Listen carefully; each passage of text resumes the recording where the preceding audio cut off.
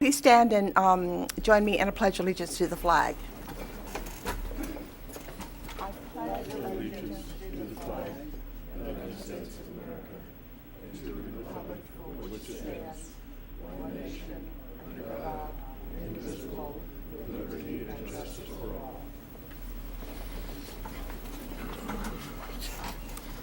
Mr. Villalobos, are we ready on the TV coverage? Yes, Madam Chair. Montecito Planning Commission hearings are televised live on County of Santa Barbara Television, CSB TV, Channel 20 at 9 a.m. in the South Coast, Lompoc, San Ynez Valley, Santa Maria, and Orchid areas. Rebroadcast of Montecito Planning Commission hearings are on Fridays at 5 p.m. on CSB TV, Channel 20. And now for the roll call, Commissioner Phillips. Present. Commissioner Gostinker. Here. Commissioner Idelson. Here. Commissioner Overall. Here. And Commissioner Burrows. Here. Thank you. We will now move, we will now move to the agenda status report. Ms. Black, please. Yes, good morning, Madam Chair, members of the Commission. This morning we have a variety of items on your agenda. We have an intent to waive a public hearing item, which will be waived unless somebody requests a hearing today. We have a consent agenda item, government code consistency determination. We have a review of a project in the city of Santa Barbara as item number 1, which the Commission can comment on, but you don't have any formal jurisdiction over that item. We have the Miramar time extension and finally the annual work program. So we've got one of just about everything today, and we're ready to move forward with all of those items. Thank you so much. And the projection report, please. Yes. So your Commission is scheduled to meet again on March 21st, March 28th, and we have 3 items scheduled for that day so far. We have 2 permit items as well as the special events ordinance. We're going to bring that back to the Commission with some additional work on that. In April, you're scheduled to meet on April 25th, and we're proposing to bring the agricultural buffer ordinance to your Commission. You don't have a lot of properties zoned agriculture, but there are a few properties, and so we thought it was important for the commission, the Montecito Planning Commission, to weigh in on that. We also have an appeal that we've been trying to schedule for some time, the Prescott appeal, and perhaps we'll be able to bring that to your Commission in April as well. We're having some difficulty coordinating between the appellants and the applicants on that and finding a date that works for everybody. And that's all I have to report. Thank you so much. We'll now move to public comment, and we have one speaker slip. Mr. Thorndike, please.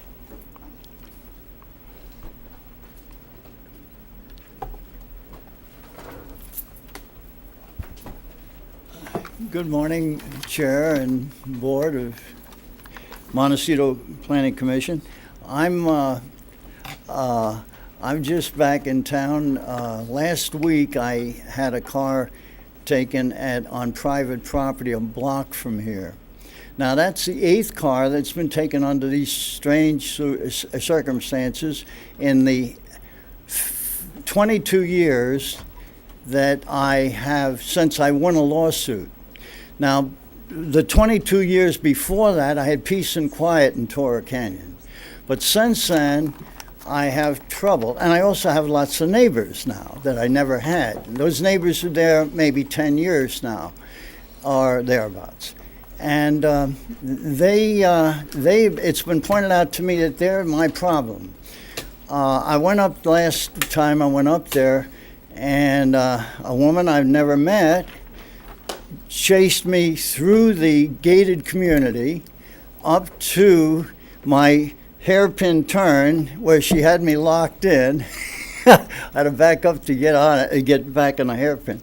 And she said, do you know Mr. Thorndike? I said, you're speaking to him. And she said, well, I'm your next door neighbor. And I said, you own the Taj Mahal? She said, yes. I said, she said, I didn't know you had a car. Well, the next day, I guess it was the next day I went, the next day I talked to the Board of Supervisors. And after that, I was going to talk here, And on last Wednesday, when my car, which was parked identically in the same place they took it from, the church a block away from here, this is the 8th car. Now, economically, that's expensive. It's tearing. It has everything I have in it, which is a lot of stuff. And it's usually my records of what I'm going to do here, and they are substantial. I'm somewhat amused and bemused at the same time. Now, the thing that's troubling me is I asked the county at the highest levels, what is the matter? And I was told, your neighbors aren't paying their taxes. And I said, you're kidding. No, they're not paying their taxes. Bad check, bad check, bad check, bad check, that sort of thing. Now, I can show you the records. I have them. I don't want to reveal which neighbors. It's half of my neighbors, okay? Thank you, Mr. Thorndike. We really appreciate you bringing your thoughts and ideas to us, but this is not within our jurisdiction.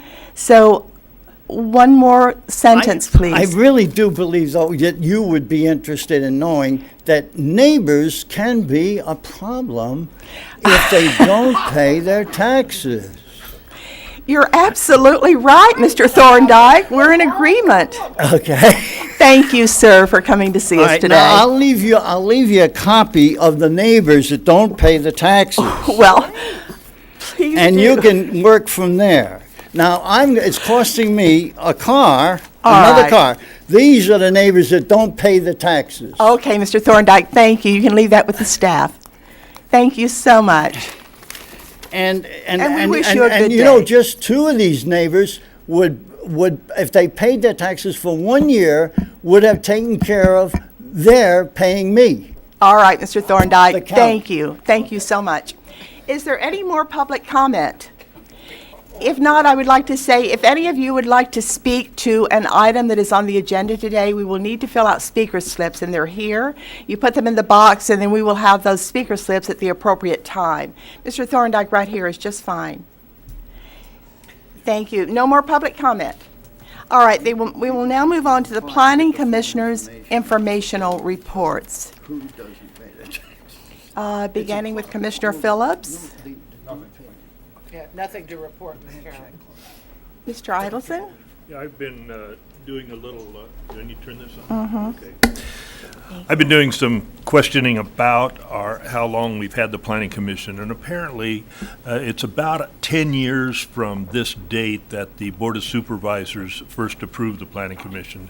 And I think the first time that we met, according to some of the information I got from Mr. Villalobos, was that it was about 9 years from March, I believe it was, March of Give or take. something like that. And so I just wanted to pursue that a bit and see if there was any interest on recognizing this time frame on the part of any of the commissioners. So you can think about it. Would you like to have a discussion on that later? At some later point, yes, maybe in this meeting we could do it at the end. All right. Ms. Yeah, Constantine? Commissioner Idelson, I was left not really knowing exactly what your request was. Well, are you requesting that we, as a group here, do something at at the March hearing to acknowledge that 10 years, or are there? I just didn't quite get. Yeah, what there are you- several possibilities. We could Great. acknowledge it at some future point, but give some public response to that and let the association know. Otherwise, we could also go, the supervisors, I think, are more than willing to recognize us for that time. Great. So there are several possibilities. I'm just throwing some out there for your thought. Thank you. Great. With the permission of the commission, I would like to ask Commissioner Idelson to follow through on that and get back to us with a report on how we might recognize the work of the Planning Commission. Do I have consensus on that? Yes, absolutely. Yes, I think we do. Any objections on that? If not, we will now move to the minutes, the January 25th minutes, for consideration by the commission. I make a motion to approve. Thank you. Is there a second? Second. All those in favor, please say aye. Aye. Aye. Any opposed? Thank you so much. We'll now move to the Dr. Russell's Director's Report, please. Good morning, Madam Chair, Commissioners. It's a pleasure to be here as always.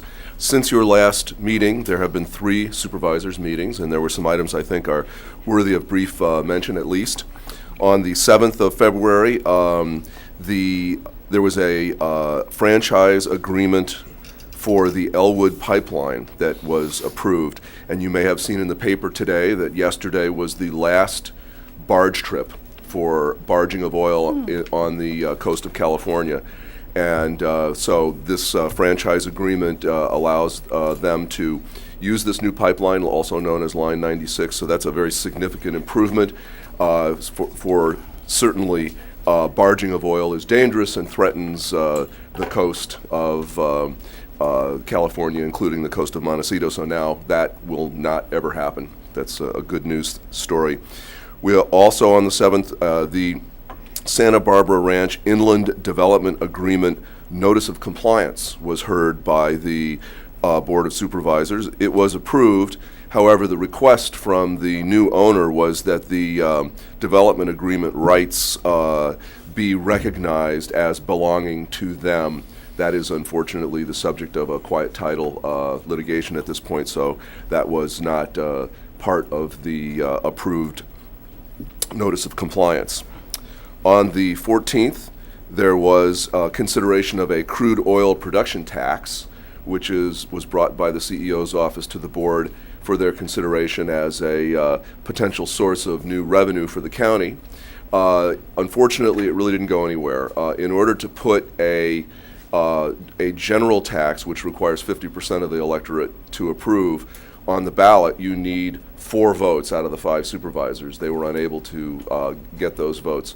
In order to put a special tax on the ballot, which requires a supermajority of the electorate, you only need 3 votes on the Board of Supervisors. And so the requirement for the 4 votes was not met, and a decision was made that not to go with the special tax. So that unfortunately did not go anywhere.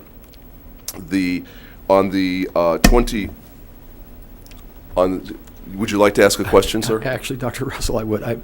I did not see the broadcast of that hearing, and I'm curious if you wouldn't mind characterizing the tenor of the discussion that led to the votes. What were the dissenting, the rationale for the dissent? Madam Chair, Commissioner Overall, what it came down to, I believe, was a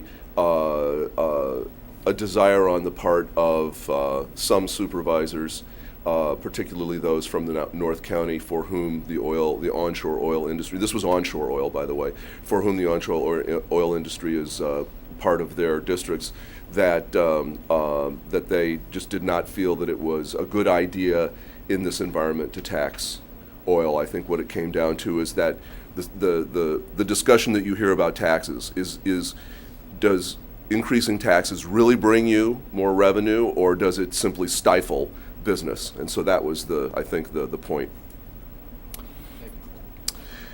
On the 21st, which yesterday was the last of the board hearings, and there were the 2 beach cabanas, the Bryce Beach Cabana and the Francis Rich Beach Cabana, had been resolutions passed by HLAC for their designation as historic landmarks.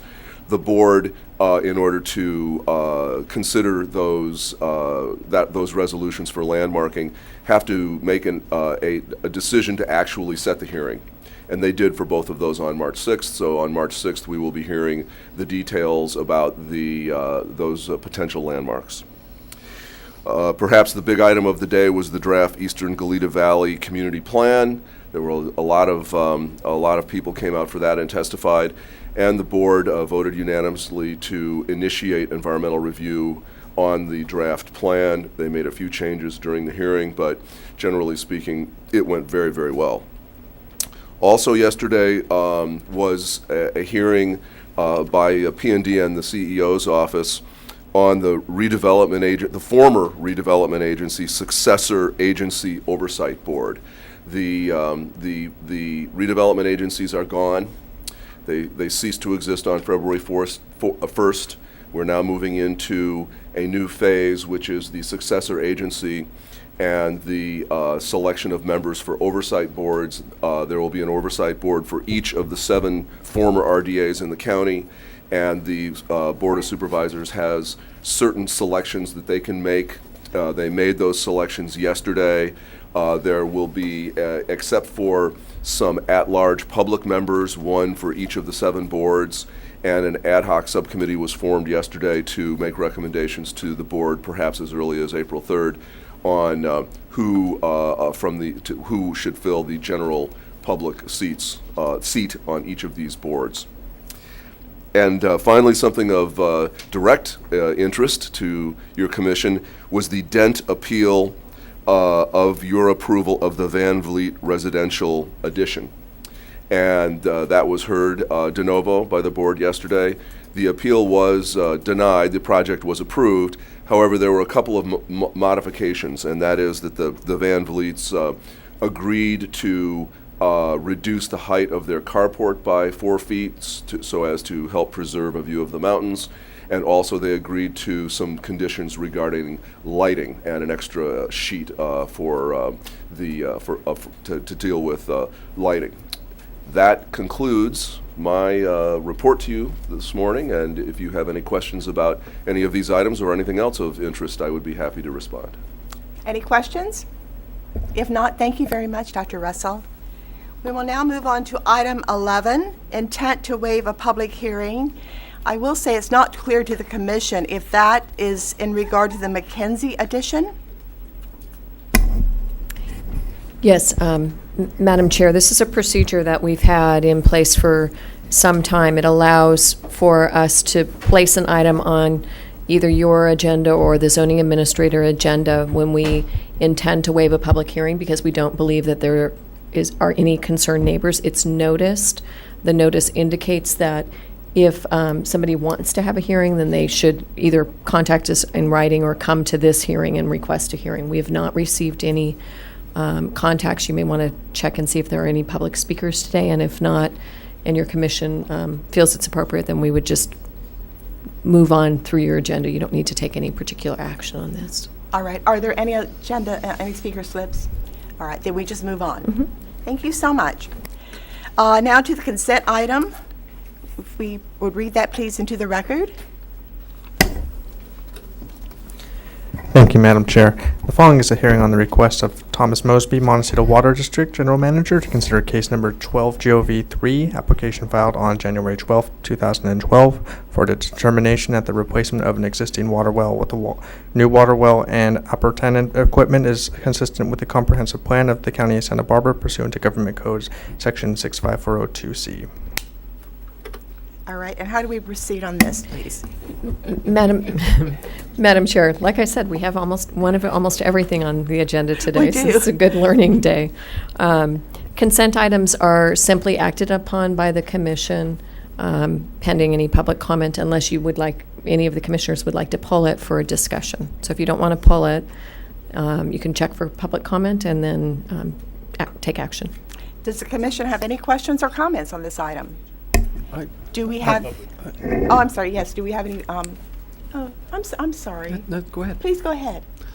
I just had one quick question for staff. I noticed that this was a replacement well, and I don't have a sense whether or not in most instances permission is granted for a well and then they have to apply for a replacement well, or if permit is usually issued for multiple wells. So if that can be clarified.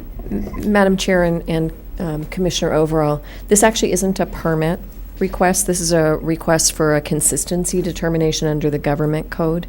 And so just with that clarification, I'll ask Mr. Banks to answer your question. Madam Chair, Commissioner Overall, thank you. So essentially the project today is for the demolition or the removal of an existing well by the water district and then replacement with a new well. So the water district, being the public utility, wouldn't require normally in this area, at least outside of the coastal zone, to come before the commission for permits for these types of facilities. Does that answer your question? I'm sorry.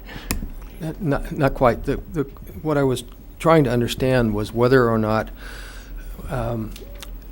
they usually have one well on a property at a time and only drill, or are allowed to drill a replacement well, or whether they could have in fact drilled 4 or 5 wells.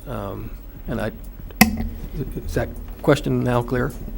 Yes, Madam Chair and Commissioner overall, depending on, it looks like there's somebody from the Water District there, depending on what their easements provide or their ownership provides, I think they could have more than one well on the property. This is what they've requested. Any other questions from the commission? If not, please state your name for the record. Yes, my name is Carl Meyer. I'm the engineering manager of the Montecito Water District. Thank you. And to answer the question, you are permitted to have more than one well. Unfortunately, the well that is on the property that was built in the late 70s failed is no longer operable, so we're going to be permanently destroying it and drilling a new well to take its place. So it's basically a replacement in kind. So we'll be remaining the same capacity and restoring water service to the area with a potable water well. And we will be going to the county to obtain a permit for the drilling of the well through the Department of Public Health. All right, does the commission have any questions? If not, thank you very much. Thank you. Appreciate your time. Is there any public comment? Any slip down there on that? No, if not. All right, thank you so much. We will now move on to... Madam Yes. Chair, you actually do have to take action We on do this have to item. vote. Yes. I thought it was informational. All right, is there a motion to approve this? I move we approve it. Thank you. A second, please. Second? All those in favor, please say aye. Aye. Opposed? Thank you very much.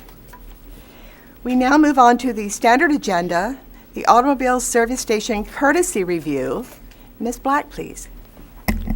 Yes, do you want to read it into the record, David? Yes, please. Yes, thank you. This item is a courtesy review of a project located at 1085 Coast Village Road under the jurisdiction of the City of Santa Barbara. The purpose of this hearing is to allow the Montecito Planning Commission and county residents the opportunity to provide comments to the City of Santa Barbara regarding this development proposal. Thank you. Ms. Black, please. Yes, so just to set the stage on your hearing on this item, this is a courtesy review of a project located within the City of Santa Barbara, the Coast Village Road area. We have a planner, Suzanne Riegel, from the City of Santa Barbara, who will present the project. The applicant's design team is also here. And this matter is really here for you to make comments to the City of Santa Barbara in their consideration of a permit request. So you won't be taking action, you will be making comments, and I appreciate the City of Santa Barbara and the applicant's team for being here. So I'll turn it over to Suzanne Riegel. Ms. Riegel, please. Good morning, Chair and Commission. The project before you is at 1085 Coast Village Road. It is an existing service station, and the project is to construct additions to an existing 2,300 square foot service station, including a net increase of retail floor area of about 270 square feet, and construct a new car wash tunnel behind the existing service station, 135 square foot equipment enclosure, a shade trellis for detailing of vehicles, and additional site improvements, including the conversion of an existing exploratory well to a non-potable production well, installing 2 pay point kiosks for the car wash, relocating an above-ground propane tank, restriping the parking to include a total of 10 parking spaces, and widening a driveway, which will include relocating a jacaranda tree. Here's an aerial photograph of about 2008 of the existing site. And this is a site plan of the proposed project. You can see the propane tank in the corner, the shade structure, the car wash tunnel. It's very difficult to see, but there are 2 pay point kiosks along this frontage, which are located in the front setback, and then the parking up front. The discretionary applications for the project include a modification to provide less than the required parking. It requires 18 spaces, they're providing 10. a modification to allow the 2 PayPoint kiosks to be located within a 10-foot front setback, and a conditional use permit for the conversion of an existing automobile service station, the service bays, to a mini market, a conditional use permit to allow car wash in the C1 zone, and a coastal development permit for the project. I did provide a slide here showing how the city calculates parking for the mini mart, the car wash unit, and employees. That totals 18, but they are only providing 10. And they do have a parking demand study that is attached to your staff report that did determine that the proposed parking is adequate for the demands on the site.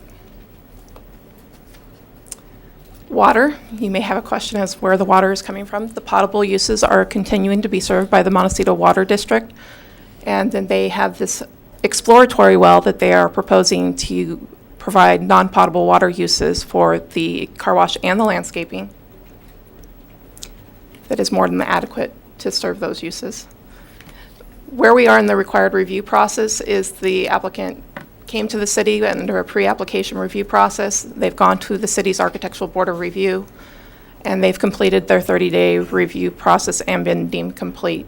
They're here today for their courtesy review with the Montecito Planning Commission. They will return to the city for approval or project action by our City Planning Commission, and then finally to the Architectural Board of Review at the city. The issues that staff has looked at are consistency with the local coastal plan and general plan, as well as environmental review, and staff has found this with the environmental analyst to be categorically exempt under CEQA, under Section 15303. And the recommendation that is you hold a public hearing to receive comments on the proposed project to be forwarded on to the city's planning commission. The applicant is here to actually speak more to the design of the proposal. So I can turn it over to Kevin Dumaine. Thank you. I will ask the commission, are there any questions before we turn it over to the applicant? Thank you.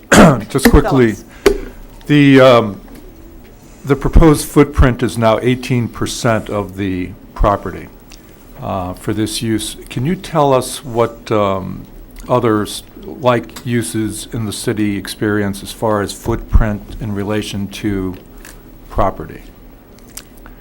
No, because we don't have a commercial floor to lot area ratio, so I don't have that information You don't? available. No, Okay. we have a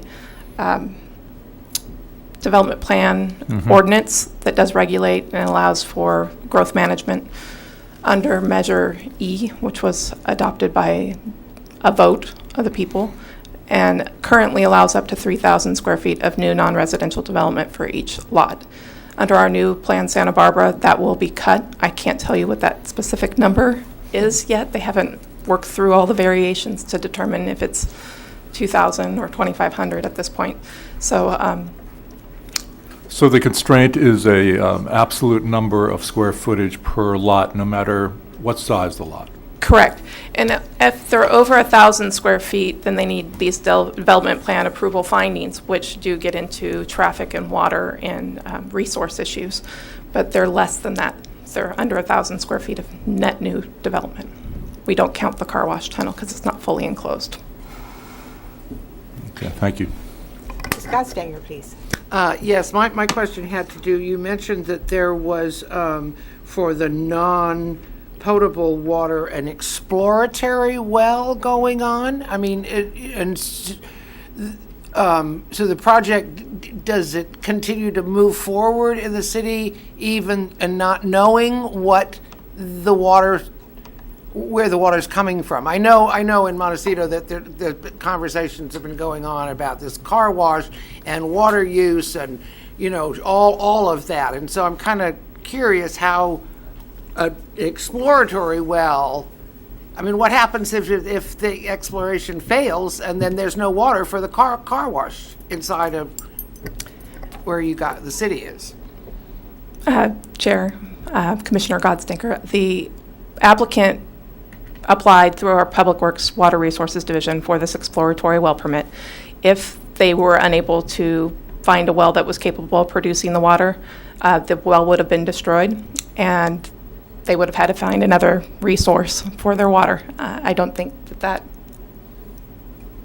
this project would have got this far had there not been water. We would have stopped it. Oh, so there is actually water. Yes, there is actually water. There is a report. Okay, great. Okay, that's From all Michael I was Hoover. left that Yes. was to be done. No. Okay. Madam Chair, there's potentially water. It's testing properly, but there isn't, in fact, a well yet. It's not in place. They have not Could, completed. have you looked at the possibility of failure, as Ms. Gotstanker mentioned?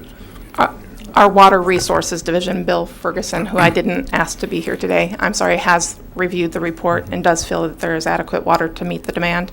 Adam Simmons has also had a courtesy review of the report, as well as the county fire department, because we had a Luff site here previously, and there was one other person. I'm sorry, I have to look at my notes. Flowers and Associates. So they all feel that the water well is capable of producing long-term water supply. If it doesn't, it would be served by Montecito Water District, or would it be served by the city? Would you bring in, it would have to be served by Montecito, wouldn't it? Yeah, that's why this is And such a weird do we area. know if that would be appropriate? I mean, would there be water? Should this not actuate? How about that, actually? I believe maybe the applicant has better I'll ask them. information. Thank you. A little bit more information there. We'll get that when you make your presentation. Let's get the questions up here, if that's okay. Commissioner Idelson, please.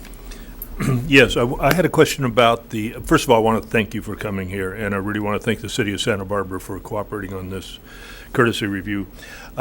When the cars are finished, when they're washed, so that you don't have a big accumulation, have you put some limitations on that so that we don't end up with a cluster of cars that start to get put out on the street?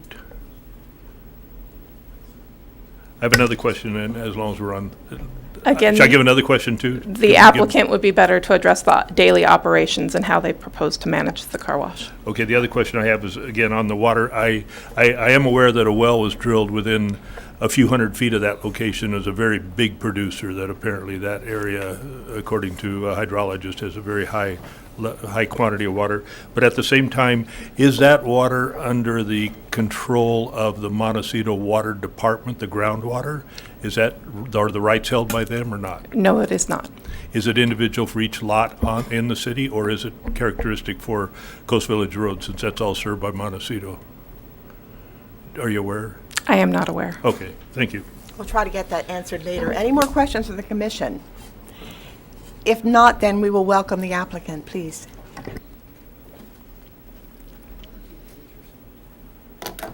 We're going to switch over. Okay. Is he the city or the applicant? Good morning, everyone. I'm Bob Olner, and my wife and I are the owners of the yes. proposed project at 1085 Coast Village Road. A little history of us: we've been doing business on Coast Village Road for a little over 37 years now. We initially were in the Shell station, which used to be in the Vaughn Shopping Center. We were there for about 27 years, and we've been at the Chevron now for about 10 years. Obviously, we've been in the business for a long time, so we feel we know what the people, the residents in the area, and the traveling public are looking for in a service station, and what kind of amenities it would have, and which is the purpose of this project, is just to update the existing service station, add a car wash, which we feel would be really advantageous to the area, keeping in mind that usually automated car washes save a lot of water. So anyhow, we'd like to modernize the station and the store and the other things you've seen here. We believe that Bruce and Kevin at Design Arc have come up with a really good first-rate plan for a service station, and I'm anxious to have them present the whole thing, and I hope you'll agree with me that it would be an advantage for the community. Thank you. Okay, my turn. Thank you. Please state your name for the record. I'm Kevin Dumaine, project architect with Design Arc. Bruce Bartlett is also here from Design Arc, and Aaron Carroll, our landscape architect with Arcadia Studios. So we thought we'd start off by showing you kind of an outline of the process that we've had since this project sort of engages the Montecito community and the city of Santa Barbara. We initially started out with some outreach with Tom Belay and the Coast Village Road Business Owners Association. During that process, we were able to sort of refine site design issues, circulation, and start to get an approach on the architecture of the project. After that, we went to a courtesy meeting of the Montecito Association, and then we followed that up with a visit to the Santa Barbara ABR, and which they had comments, and we came back, we refined the design, simplified a tower element to the current design that you'll see today. And now we're here before you, and then our next step after this will be to go to the City of Santa Barbara Planning Commission for approval of the entitlement issues, and then we'll go to the City of Santa Barbara for ABR on design approvals. Oops, I have to point at my computer. So just to start off with a little context, we feel we're very fortunate with this site that the existing street is really beautiful. We have the nice center median. We have a great wide landscape parkway out in front. They all sort of embellish the setting of the gas station. So by gas station standards, it's already very nice. And the architecture, it's relatively simple.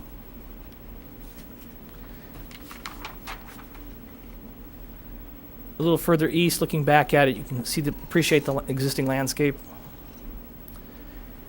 A little further to the east, if you're heading north or westbound on Coast Village Road, you see the station there on the corner.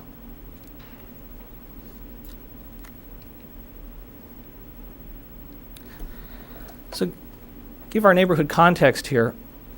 We have the 101 right there. The Hermosillo off-ramp is right here. So the station is actually a neighborhood serving station as well as a 101 serving station. If you were going eastbound on Coast Village Road, it's the first business on the south side of the street. So we look at it as somewhat of a gateway to the part of the village where you have businesses on both the north and south side, and more the pedestrian portion of the community.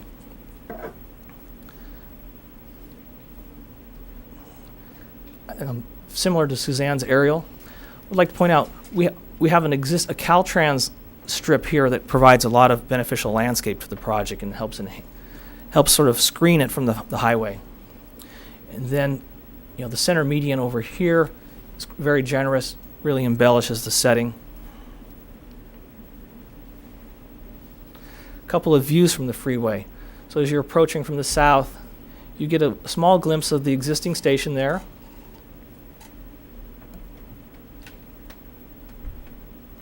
You can see a little bit more of it is from directly to the south. But it's fairly well obscured for most of the sort of the area to the south along the freeway. On the east side of the site, we have the underground or underpass connection for the pedestrians to the beach along Butterfly. And then to show you some of the images of our neighbors, the former Hayward's store, Bank of America, and Montecito Bank and Trust.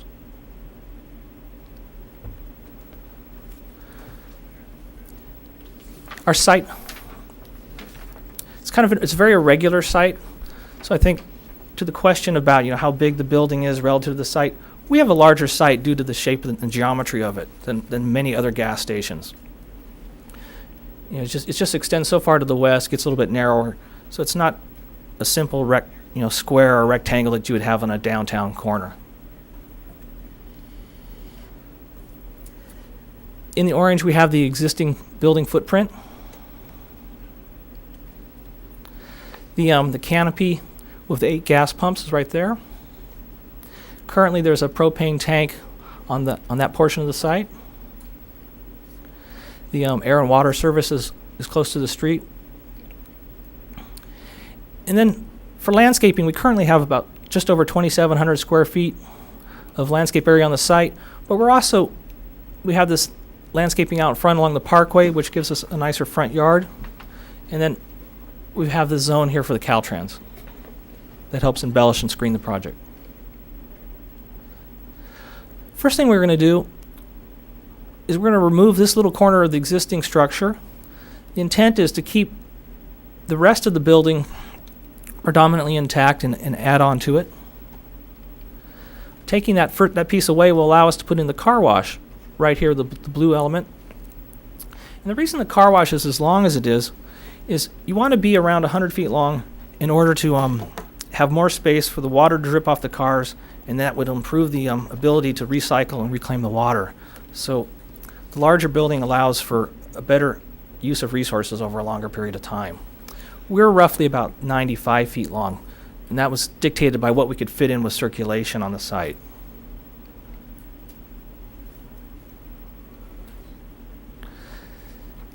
We're going to add a piece around the front here and a little bit in the back.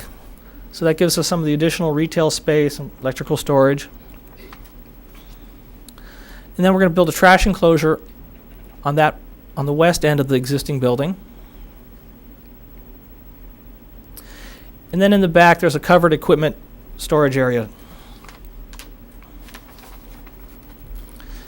And this gives you a sense of the big picture of where we're going with the site. It'll be, new parking improvements. We'll get to on a. Okay, yeah, here you are. The terracotta color represents areas of an enhanced paving. So we're using that for the parking along the front of the store, as well as some of the additional parking over here. And this is where the trellis will be for the, it'll be a smaller, reduced hand detailing operation, and that trellis will provide shade for the workers.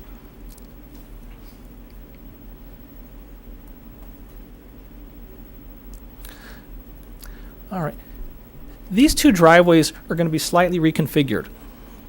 The driveway on the Coast Village Circle will be moving a little bit north in order to sort of accommodate the vehicle circulation and be able to have the cars in front of the building as opposed to where they currently are in the front setback.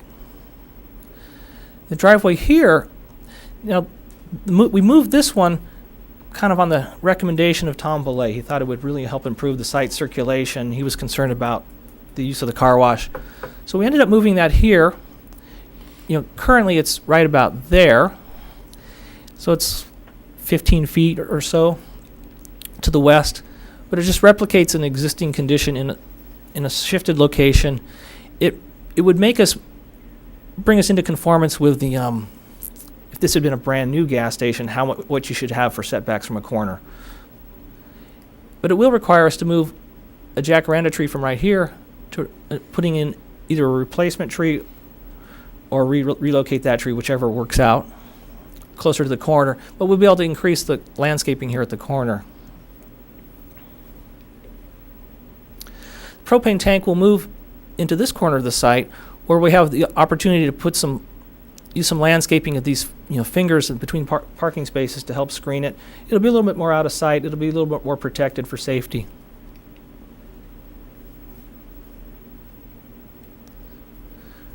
Once again, the detailing shade trellis will be right here. And then the well that came up is in this location.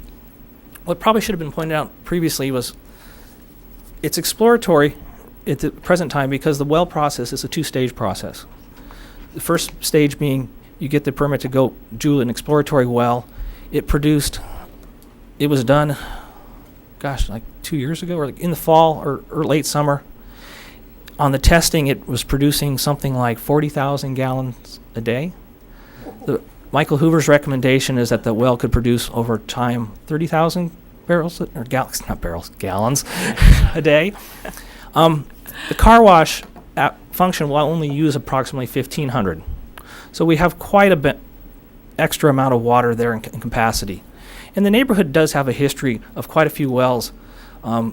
The records are kind of spotty, so it's not really clear which ones are still active. But there is, over the last several decades, there's been numerous wells to the north and south of the highway along Butterfly in that region. So we're tapping into a proven water supply, and we're just going to use a very small piece of it.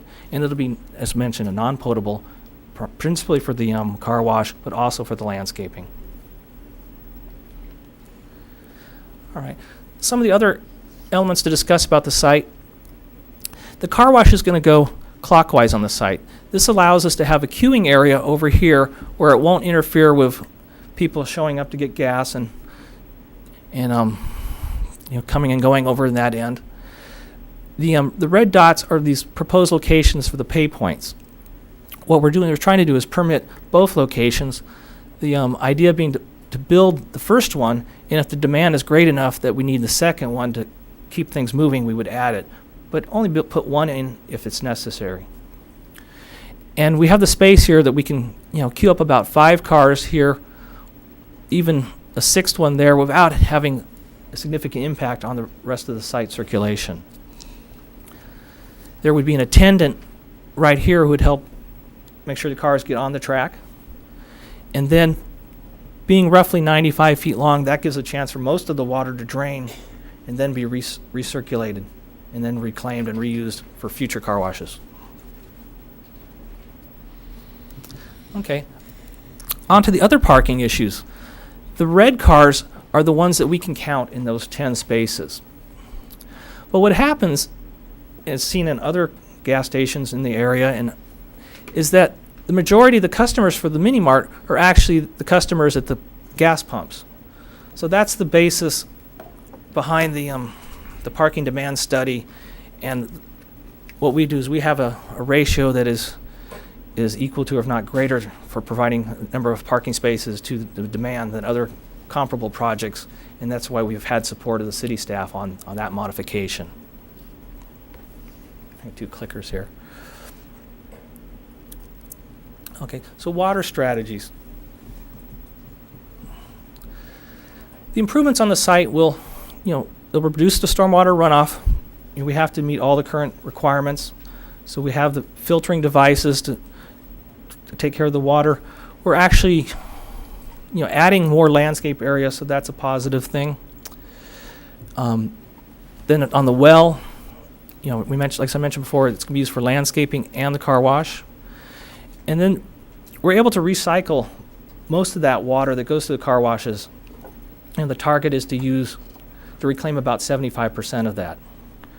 And as I think was previously mentioned, washing your car at a car wash is much more efficient than doing it in your driveway. All the soaps and things can be processed and filtered through the equipment. They're not draining into the street and onto the ocean. You're just not using as many gallons per car. So on a community-wide basis, it's a good thing. Now to look at the floor plans. Our task is to sort of create the shell, and then Chevron will come back with someone who does the interiors. But how the building will work is we have the primary entrance right here.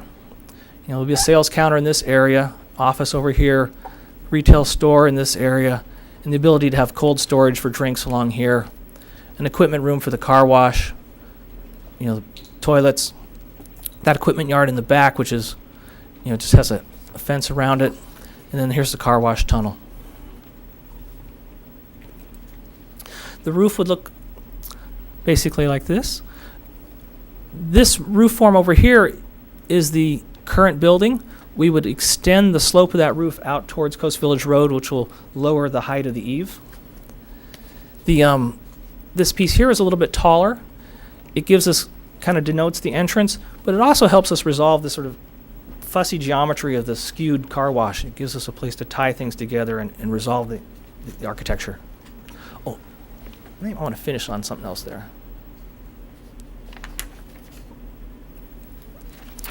The car wash also gives us a nice platform to be able to come behind the tower, hide any of the condensers that we will need for refrigeration equipment so they can be out of sight. And then we also have quite a bit of space available for future photovoltaic panels.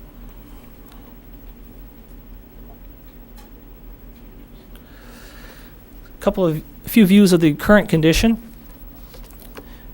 What we want to do is transform this into a building that fits better in with the neighbors in the community.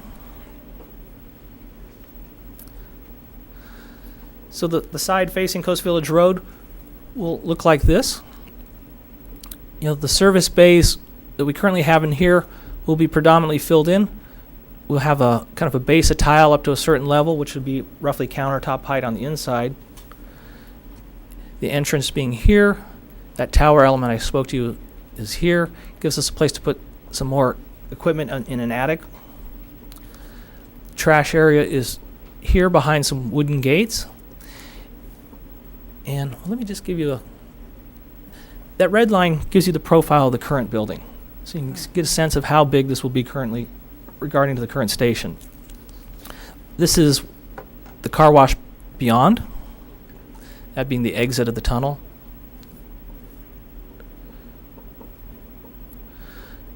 On the east side, facing Coast Village Circle, we have the this element of the building, the tower in the distance, car wash entrance. On the west elevation, this portion is what will be on the freeway side. Here's the exit to the car wash tunnel. And then from the freeway, we back up to the property line very tight. But we're holding it back far enough that we can have vine pockets. So the plan is to plant vines along the property line, and that those will help to grow up and give us a green wall condition. Break up the building with a series of plaster buttresses. And you can see the existing roof line would be like that.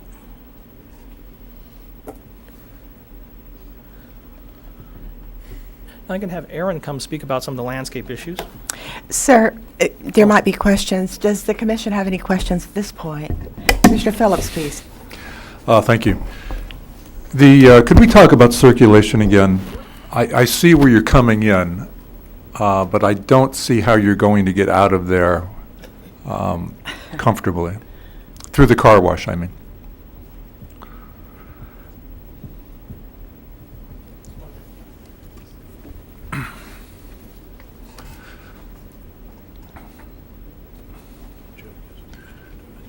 Yes, he does.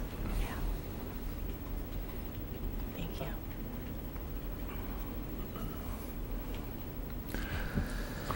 So a customer who's washing their car will come through this way.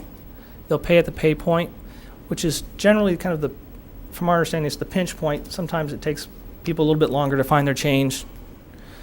Then they'll come in through here. The attendant will help them get on the tracks. They'll go through there, and then they're free to leave. And they can. And where do they go? They leave their car there in the back and. Well, it's an automated car wash, so they're in the car. They're in the car? Yes. In the car? Yes. I see. Sorry. Is it like the one on Upper Okay. State Street, Mr. Allner? Is it? There's one you stay in the car and. Well, like the Shell station, not too far from our office, is a very short little tunnel. You go around the station and you come out. And that's automated. I see. Okay, so you're in the car and then you're out, and then how do you get out? Because I'm there waiting for gas, I'm blocking.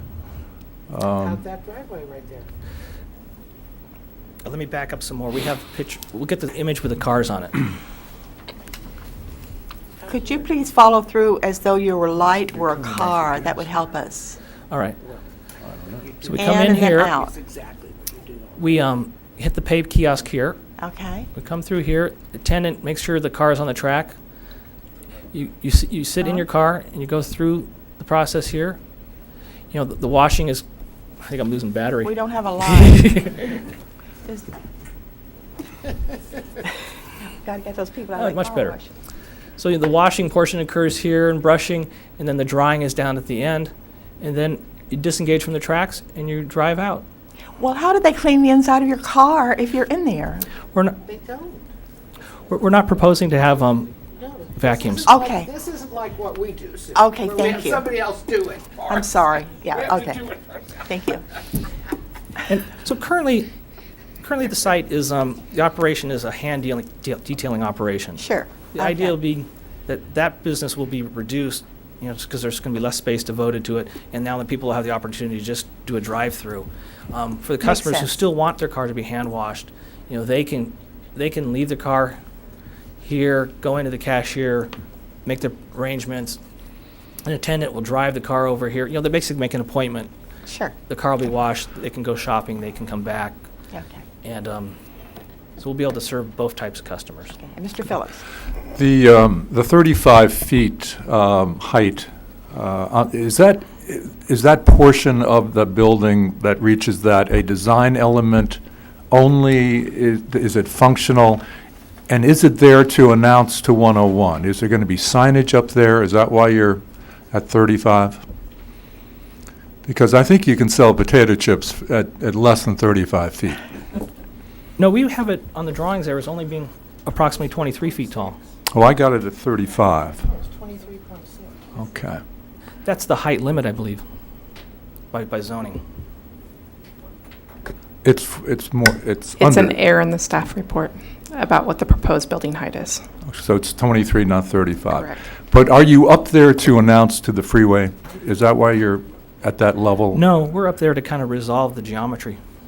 And is it designed a design issue, or is there a need for that height there? Let me click to the next slide and I'll try to explain that. I didn't say that properly. I can do that better if you need clarification. The car wash equipment has a certain height requirement, so we had to build that roof structure up to a height to accommodate the equipment. So that was high enough that it kind of sits a little awkwardly against the existing building. And this ridge is actually a little higher than that, but if we were to have kept that, it would have been kind of this awkward collision of these pieces, and it really didn't make sense architecturally. So by going a little bit taller with this piece, this roof element has a die to it.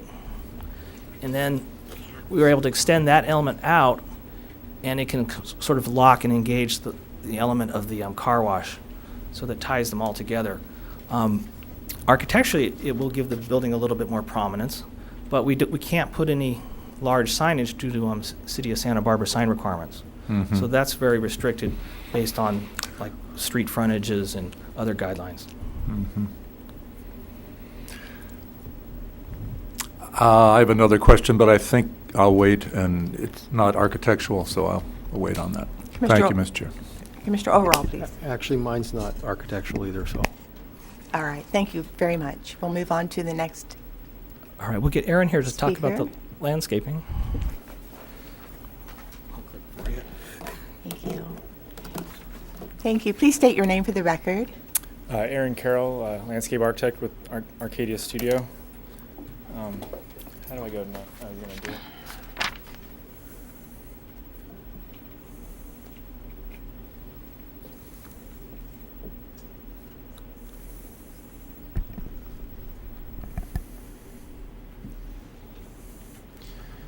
So as you go east on Coast Village Road, entering our site, over in here off site, there's a lot of sycamores, and we're proposing 2 new sycamores here and here to match existing throughout here.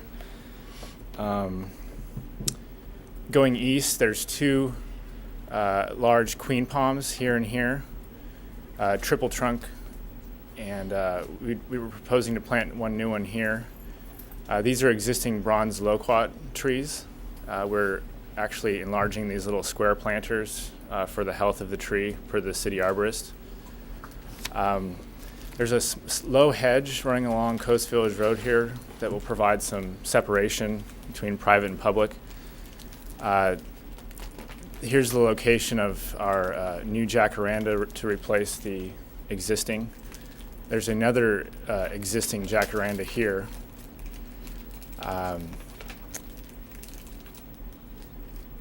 Along Coast Village Circle, we're proposing 3 small accent trees, cassia, senna trees, and also these grass palms that would go against the east elevation of the building to give some height interest. These are new oaks to match existing oaks down in here. Between the buttress features on the 101 side, we're proposing Boston ivy to fill in that wall. And there's an existing chain link fence here.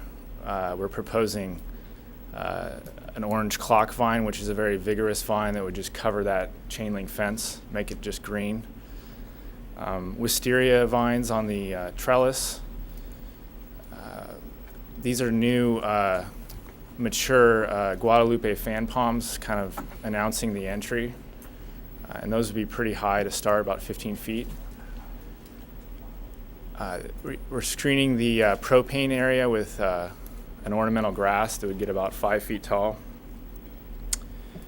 The majority of the plants are low water use. There's a few medium water use trees that we're proposing, such as the sycamore and the queen palms, that would match existing.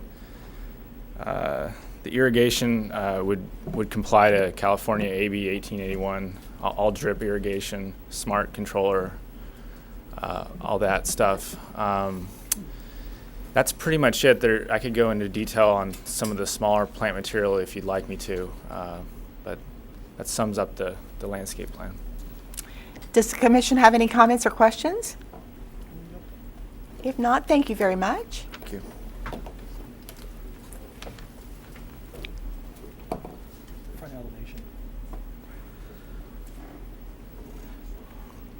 So I think that wraps up our presentation, if you have any additional questions.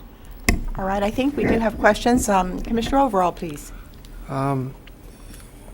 It's very difficult from the design package that we had to get a sense of how this aligns with Highway 101.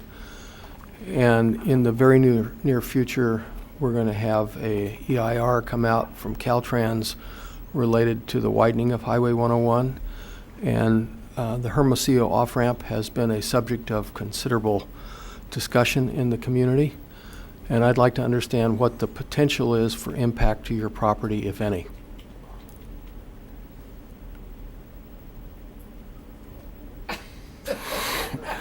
Well, we're unaware of what the proposed plans would be, so we're designing to the property lines that we have.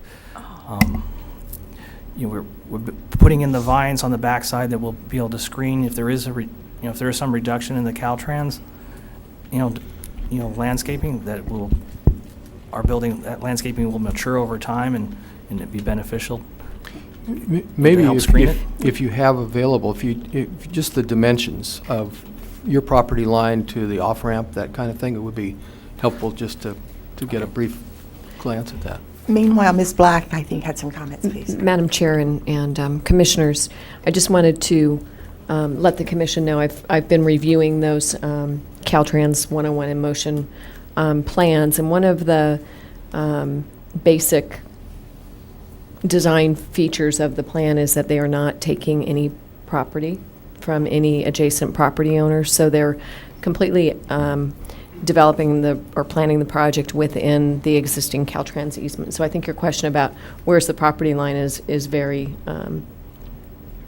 astute, because anything that they do in Caltrans property could be at risk, but anything on their property should be fine, given the plans that I've seen to date. But the off-ramps might be changing. They may. I can't speak to the Hermosillo Right, off-ramp. I no. don't recall the current plan for that. Well, I think that, for me anyway, if for the applicant were to go to the slide that you had in the very beginning of the gas station, and it shows where Hermosillo off-ramp is, you had that slide in your package. And it was like right at the very beginning of your presentation. Just as a point of reference for Commissioner Overall, because I actually did write down a question for myself, is the new, what's going to happen with that Hermosillo off-ramp is up in question. Because for me, I having seen some of the proposals, okay, see that you can see the Hermosillo off-ramp right there. Okay, now I do know in one of the presentations that I went to, they were really talking about relocating that off-ramp. And I know it was a great concern of the Hermosillo neighbors as to where that off-ramp was going to be. And then, so what you're saying, Ms. Black, is no matter what the relocation or the redesign of the off-ramp is in proposal A, B, C, or G, whatever it is. There seems to be a number of them.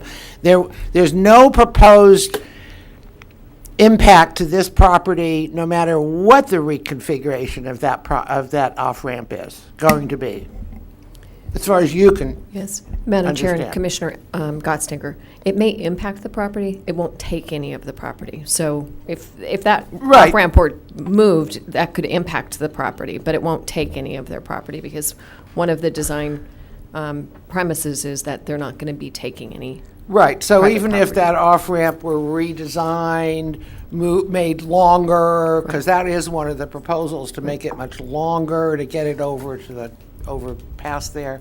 Okay, so what you're saying is that should be no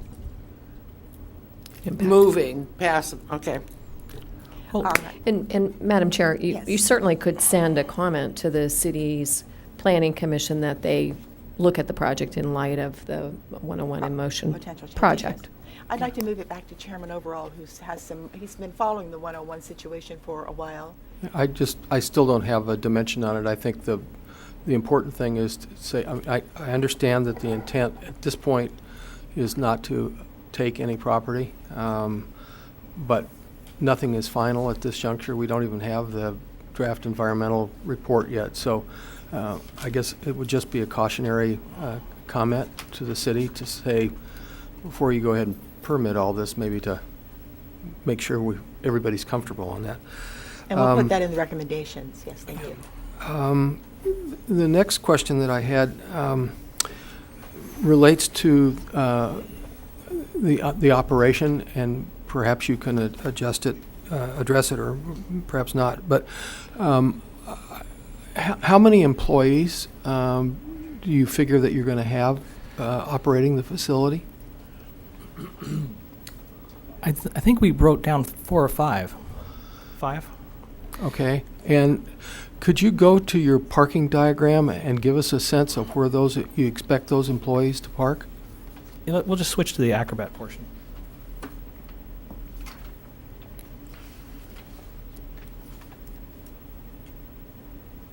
This is a little easier to address questions. Well, currently, in the current operation, several of the employees have bus passes provided by ownership, so that helps. But the idea would be employees would be able to park like down here and then there and then those two. So there's 4 spaces available that would be primarily for the employees, whereas the customers, these spaces would be primarily available too. And since most of the customers are really the ones getting gas, there should be some extra spaces here available so that you can get another employee or 2 in those spots. Okay. I think that answers that question. All right, any other comments or questions? Actually, Please, go ahead. Madam Chair, That's good. one question that kind of follows up on Commissioner Phillips' question. Is there a signage plan? Do you have a sense of what will be seen by in the way of demarcation for this project both from the freeway and from the community? Or have you gone that far in the design No, yet? we haven't gone that far. That would come after the approval of the building. Okay. Thank you. Mr. Chair. Sir, the sign I see on your plan, I think it reads ExxonMobil. That is not, is that what that says on there, on the It's a building? Chevron station. Oh, extra mile, yes. Extra mile, is that what that reads? Is that is that a true size or close to it, or could it be smaller? It looks like it's shouting a little bit. It's just an approximation we put It's on an there. approximation. It's important to us, though. What else? This is we don't even have jurisdiction here, so I shouldn't be pestering you. But we are asked for comments. Are there other business models other than snacks that have been successful in communities like us with this type of uses? Mr. Olner has been a great resource for us on Coast Village Road. I'm just wondering if any other things had been considered than Cokes and potato chips and things like that. In terms of foods? The usage for the project, beyond the car wash, it's morphed out of a repair shop into something else, and I was wondering if there was any other things that were considered that have worked in other communities other than what you're intending. Well, Chevron has basic plans that they like to put in their stations, and being a retailer for Chevron, that they kind of dictate a lot of what they want to see. They control the interior. They're going to design the interior. I see. Okay. And you can see the Extra Mile is their top-of-the-line facility convenience store, and they offer more than just potato chips and things. And this store will be on the larger end of what they usually have, because most of the service stations that are converted are 3-base stations, this being a 4-base station. So it'll be a little larger store, plus we're extending it a little bit, and it will probably, at this point, be the nicest one Chevron has. There's not sit-down there, is there? Are there tables and chairs? We did show a few tables outside the building, but there won't be any inside. Mm-hmm. Okay. All right, thank you. Thank you. Any more questions? Ms. Gostinger, please. No question. Oh, comments are good. Thank you. Please go ahead. I just wanted to take this opportunity to just thank Bob and your lovely wife Linda for the long service to this community. Myself and probably everybody here really appreciates you as a business person in the community of Montecito, because you've been fabulous over the years. So thanks. That's all I got to say. Thank you so much. And we have a tradition of providing commissioners with free car washes, beginning, unlike the city. That was a joke. Yes, it was a joke. Are there any more comments or information from the applicant? No, I don't think so. Any questions or comments from the commission? If not, then we will move. Yes, please. So Commissioner Overall. I have a question for Ms. Regal. There was a notation in here related to remediation on the site, and I couldn't quite put all the pieces together, and I just wondered if you would mind giving us a sense of what the history was behind that, and whether there was any potential, some future spill, penetration of the well and all that. I think some of it was addressed in the report, but I didn't quite understand the history. So if you would comment on that, I'd appreciate it. Prior to this project coming to the city, they had a leaking underground fuel tank remediation action plan. They were in process of abating the soil contamination. They did that and completed that in 2011, early 2011. We did have the left program specialist review this to make sure there would be no cross-contamination by the new water well. They felt there was adequate separation so that that was not an issue, and that was our main concern. What is the monitoring process? I'm a complete novice on this. What's the monitoring process for going forward in the future for another potential leak? I couldn't answer that question. I'm not. Okay. Thank you. Ms. Black.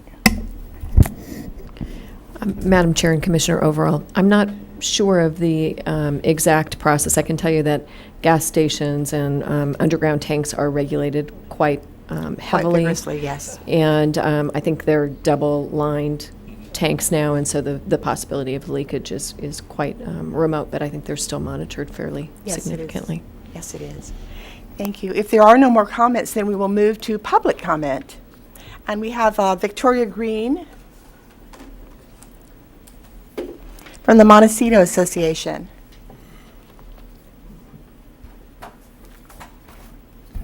Thank you, Welcome. Chair Burrows and Commissioners. Victoria Green on behalf of the Montecito Association.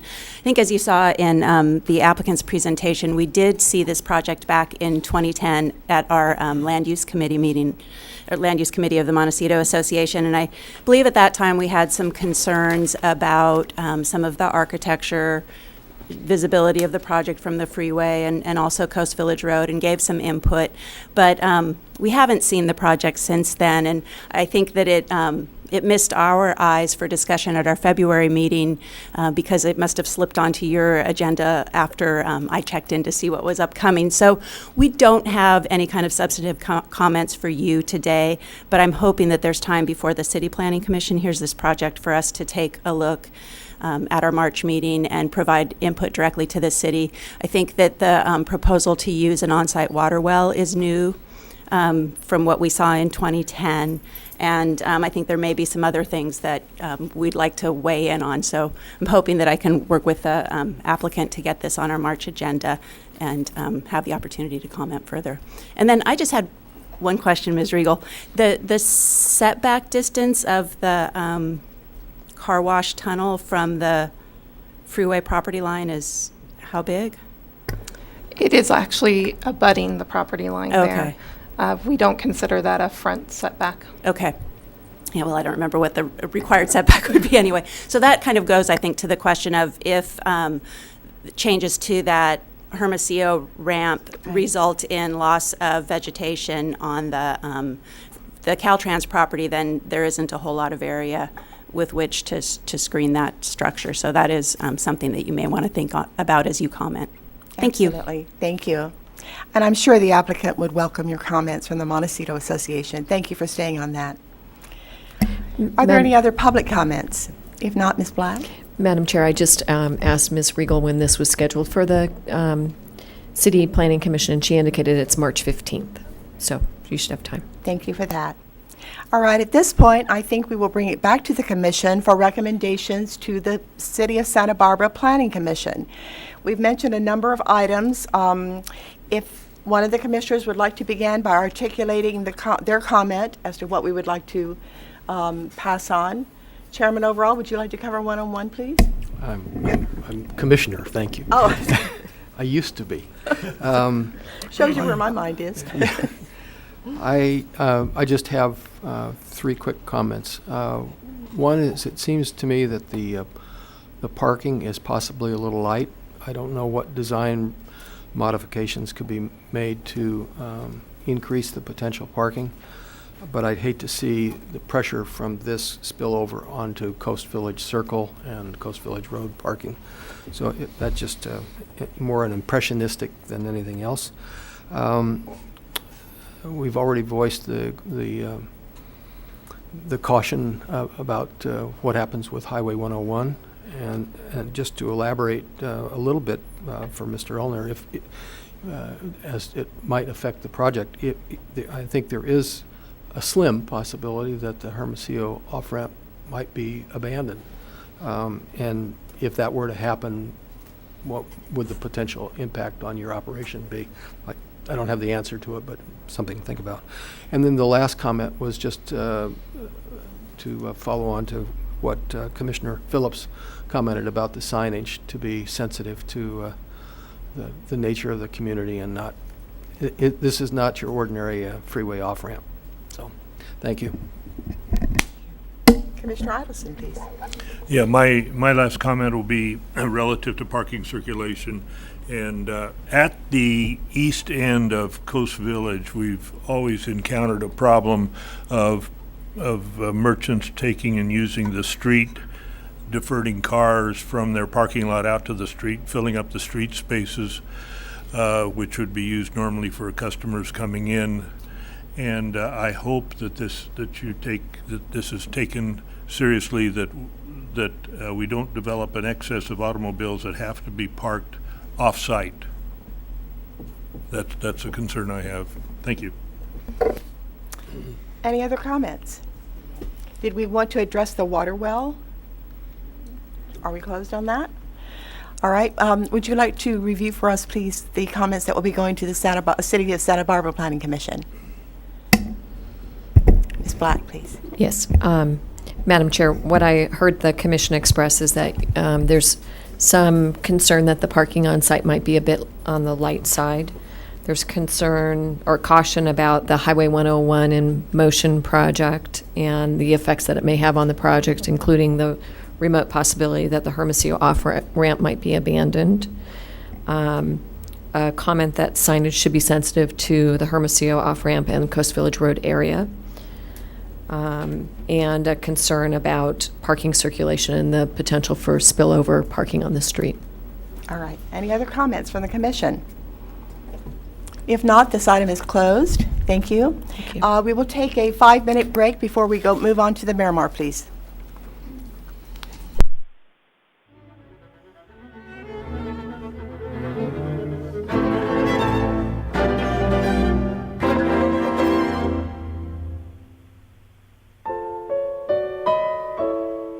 Thank you, gentlemen.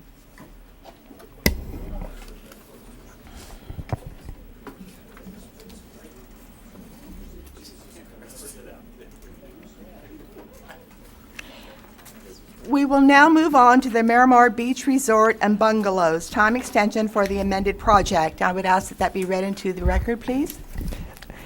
Thank you, Madam Chair. The following is the request of Matt Middlebrook, representing the owner, Crusoe Affiliated, that the Montecito Planning Commission consider and adopt a recommendation to the County Board of Supervisors that they approve case number 11 TEX 32, application filed on December 22nd, 2011, and to accept the previously certified environmental review documents, addendum dated March 15, 2011, together with the focused environmental impact report 08 EIR 3 mitigated negative declaration 0 ND3 and addendum dated December 9, 2008 as adequate environmental review for case number 11 TEX 32 pursuant to section 15162 of the state guidelines for the implementation of the California Environmental Quality Act. Thank you very much, and I believe the staff report will be given by Aaron Briggs. Good morning, Madam Chair, members of the Commission. Aaron Briggs, and I have a very brief presentation for you this morning. The project site is located south of the 101 freeway on South Jamison Lane in San Isidro. The applicant is requesting a time extension to the approved coastal development permit for the amended Miramar project. The time extension would be for 1 year and would extend the permits from March 15, 2012 to March 15, 2013. The amended project was approved by the Board of Supervisors on March 15, 2011. The original coastal development permit had a 1-year lifespan, reaching out to March 15th of 2012. The applicant now requests a 1-year time extension, extending the life of that CDP to March 15th, 2013. If necessary, and prior to March 15, 2013, the applicant could request 2 additional time extensions for 2 years each if the permit is not yet issued. Section 35169.6.2.a of Article 2 states that the decision maker who approved the coastal development permit may extend the approval one time for 1 year if good cause is shown, and the applicable findings can still be made. And in such a case, the Montecito Planning Commission may make a recommendation on the subject request to the Board of Supervisors. And just to refresh your memory, the amended project included a group of permits, including 4 conditional use permits, which have an expiration date of April 6, 2015, a development plan, which expires on April 6, 2014, but a 1-year time extension to that permit is available. And then also the coastal development permit, which is under consideration today, which currently expires on March 15th, 2012, would be extended to 2013 as part of today's action, but could ultimately also be extended out to April 6, 2015, if all available extensions are granted. And as you can see, all of the permits are synchronized to expire on April 6, 2015. 2 findings are required for today's action. Number 1, good cause. The applicant has made a statement of good cause in their application, which was attached to the staff report, and also that the original findings of the coastal development permit can still be made, and you find those findings made in attachment A of the staff report. Environmental review is covered by 15162 of the state CEQA guidelines. Essentially relying on the original environmental document package, which included a environmental impact report, a negative declaration, and 2 addendums. Staff recommends that the Montecito Planning Commission recommend to the Board of Supervisors that they make the required findings for approval of the project, that they consider the previous environmental review documents and determine that they are adequate for the time extension request, and then finally recommend that the Board of Supervisors approve the time extension request itself. And staff is available to answer any questions. Thank you. Does the commission have any questions in regard to the staff report? Madam Chair, Commissioner, overall. Mr. Briggs, on the, I don't know what the page number is, but the three overlaid picture of the permits, on the coastal development permit, you indicate there that two-year extensions, taking it out to April 15th of 2015. Obviously, two-year extensions would go beyond that. So you want to tell us what happens to that extra extension? Madam Chair, Commissioner, overall, you're correct. And this really stems back to the date of the approval of the original project. The effective date of that permit was April 6, 2009. And when they applied for and got approval for the amended project did not set forward a new lifespan for that permit package. It basically replicates the lifespan of the original project. So they are not able to extend the amended project beyond the timeline identified for the original project. Commissioner Idelson, did you have a question? No, that's answered. All right. If there are, Mr. Briggs, is that date correct? The coastal development permit, in fact, expires March 15th to 12, isn't that true? Madam Chair, Commissioner Phillips, that would include today's extension. Currently, it would expire on March 15th, 2012. Madam Chair, just to Yes, be please. clear, the time extension does need to be approved by the Board of Supervisors in order for the extension to occur. So that would actually be, we have a hearing scheduled with the Board of Supervisors on March 6th for them to consider the time extension. okay, thank you very much. Any other questions or comments? If not, then we will turn to the applicant, please. Mr. Middlebrook. Welcome. Thank you. Matt Middlebrook with Caruso Affiliated. Thank you for your time today, once again. We're here today, as the staff indicated, to seek your support for an extension of our coastal development permit for the Miramar. This extension ensures the opportunity of forward progress for the Miramar, including the eventual demolition of on-site buildings and construction of a new luxury hotel. We continue to believe that the project that we have designed for the site is the right project for the site, and we believe that it will be very successful once constructed and will generate hundreds of jobs and millions of dollars in new local revenue. Unfortunately, as I know you're aware, the market for new luxury hotels has been and largely remains a disaster.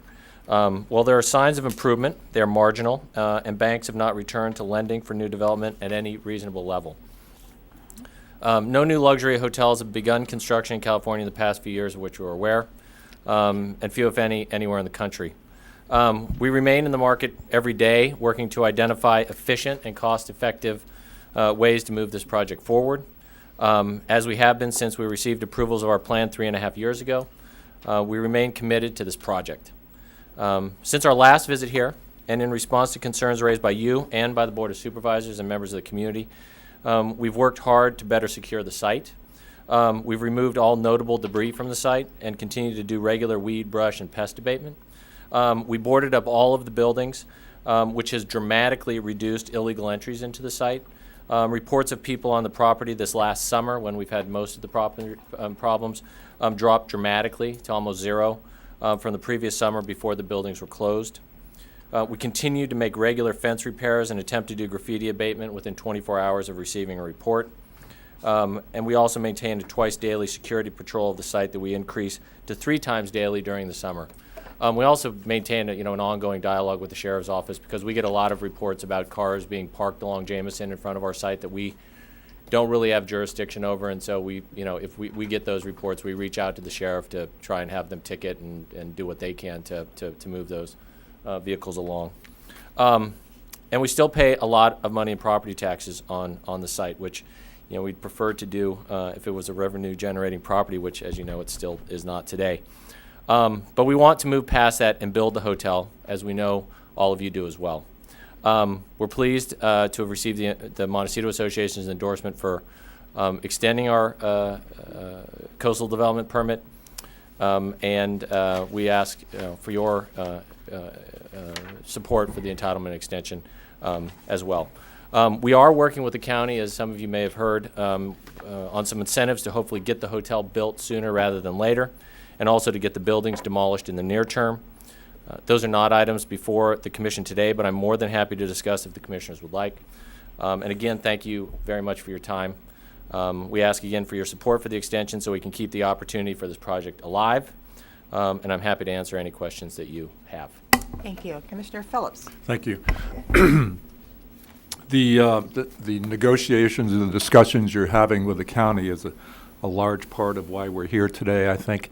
Can you tell us, or can you explain why the package you propose would be necessarily a result in a much more attractive project to be financed? Is that 10-year rebate so significant that you can move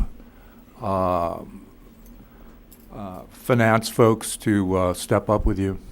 We think it'll be very helpful. You know, we think it'll. Has it worked before? Have you seen it? Is there any evidence of this? It's a very common tool that jurisdictions use to incentivize, particularly the construction of luxury hotel developments. Anaheim has used it quite a bit for the development, to encourage the development of 4- and 5-star hotels. Downtown Los Angeles has used it quite a bit. Palm Springs has used it because higher-end hotels tend to be a little riskier, more expensive to build, harder to attract. And they're attractive to the community because they generate more revenue, and so it is, like I've said, it's been a fairly common economic development incentive for the development of higher-end hotels. I can see how it improves the bottom line for the owner-operator, but have you seen where that package proposed that you're discussing with the county has made financing easier? Has there ever been any indication of that? Well, in our discussions with the banks, I mean, the discussions with the banks in terms of their risk tolerance and looking at the hotel, is clearly based, market based as to whether or not we're going to generate adequate revenue for them to be willing to finance the hotel. So any additional revenue that would be, in a sense, to an extent guaranteed, is much more attractive to the banks that we've been talking to from a risk tolerance standpoint and their willingness to get involved. Yes. Ms. Black has comments, please. Madam Chair and members of the Commission, I just want to caution us that this really should not be a hearing to discuss the potential TOT rebate program. That program has not even gone to the board in concept yet. Okay. It will on March 6th. I'm happy to come back to your commission at your March hearing and tell you about the board's hearing, assuming you don't watch it. But it really has not been considered by the Board of Supervisors at all yet. In fact, they don't even have a report yet. And some of these questions will be answered in the report. I think you can assume that Caruso Affiliates believes that this would be an important part of moving the hotel forward sooner rather than later. That's why they've asked the county to consider it, and I prefer just not to go into much more detail today because there isn't a lot more detail publicly available. Thank you. I would also say that this is not we would like to stay to the subject of the agenda. I think it's important that the public understand that we will be addressing the issues on the agenda and not issues that might be addressed by another body. So we will, of course, follow up with questions. Commissioner Overall, please. Actually, a question for Ms. Black. Related to the process, the board will go hear these incentive package and all that. What is the public process, if any, for input into that? Madam Chair and Commissioner Overall, that's a great question and one I'm happy to address. As I indicated, the board is scheduled to hear this item in concept on March 6th. And That would be a public hearing, and members of the public are welcome and encouraged to come and participate in that hearing. The board agenda report will be available online and in the clerk's office. Usually it's Thursday morning before the hearing, so about March 2nd, I think that is, 1st or 2nd. And then assuming that the board gives staff direction, and the staff that the board would be directing is not your staff, it's not the staff in this room, it's the CEO and the auditor controller's office. Assuming the board asks the staff to go forward, then it will be rescheduled for another hearing where the details of an ordinance would be provided to the board for their consideration. And I would like, on behalf of the commission, to expect and request a report on what happens at the Board of Supervisors meeting in regard to this issue. Thank you. Madam Chair, I'd be happy to do that, and we will keep you informed on all of the discussions and actions the board takes on the Miramar project. Thank you so much. Commissioner Idelson, please. Okay, I have a question, and that is, we're given an opportunity to comment on this extension, which we're not the decision makers, of course, on that. That's the supervisors, as well as any of the TOT stuff, which would be strictly the supervisors. But since it is not on our agenda, could it have been on our agenda for comment, just the same as the extension is on our agenda? Madam Chair and Commissioner Overall, I suppose it could have been. It would have been a very awkward discussion because, as I indicated, there isn't really anything publicly available yet for the commission to comment on. I mean, we just know what we've heard through various representatives of both Caruso and I think somewhat Supervisor Carbajal. But I don't have anything to give the commission yet to help you digest and comment on the issue. So it would have been a bit awkward, I think, to have a... Yeah. I think that if it should be decided that that is within our jurisdiction, a later time would be better.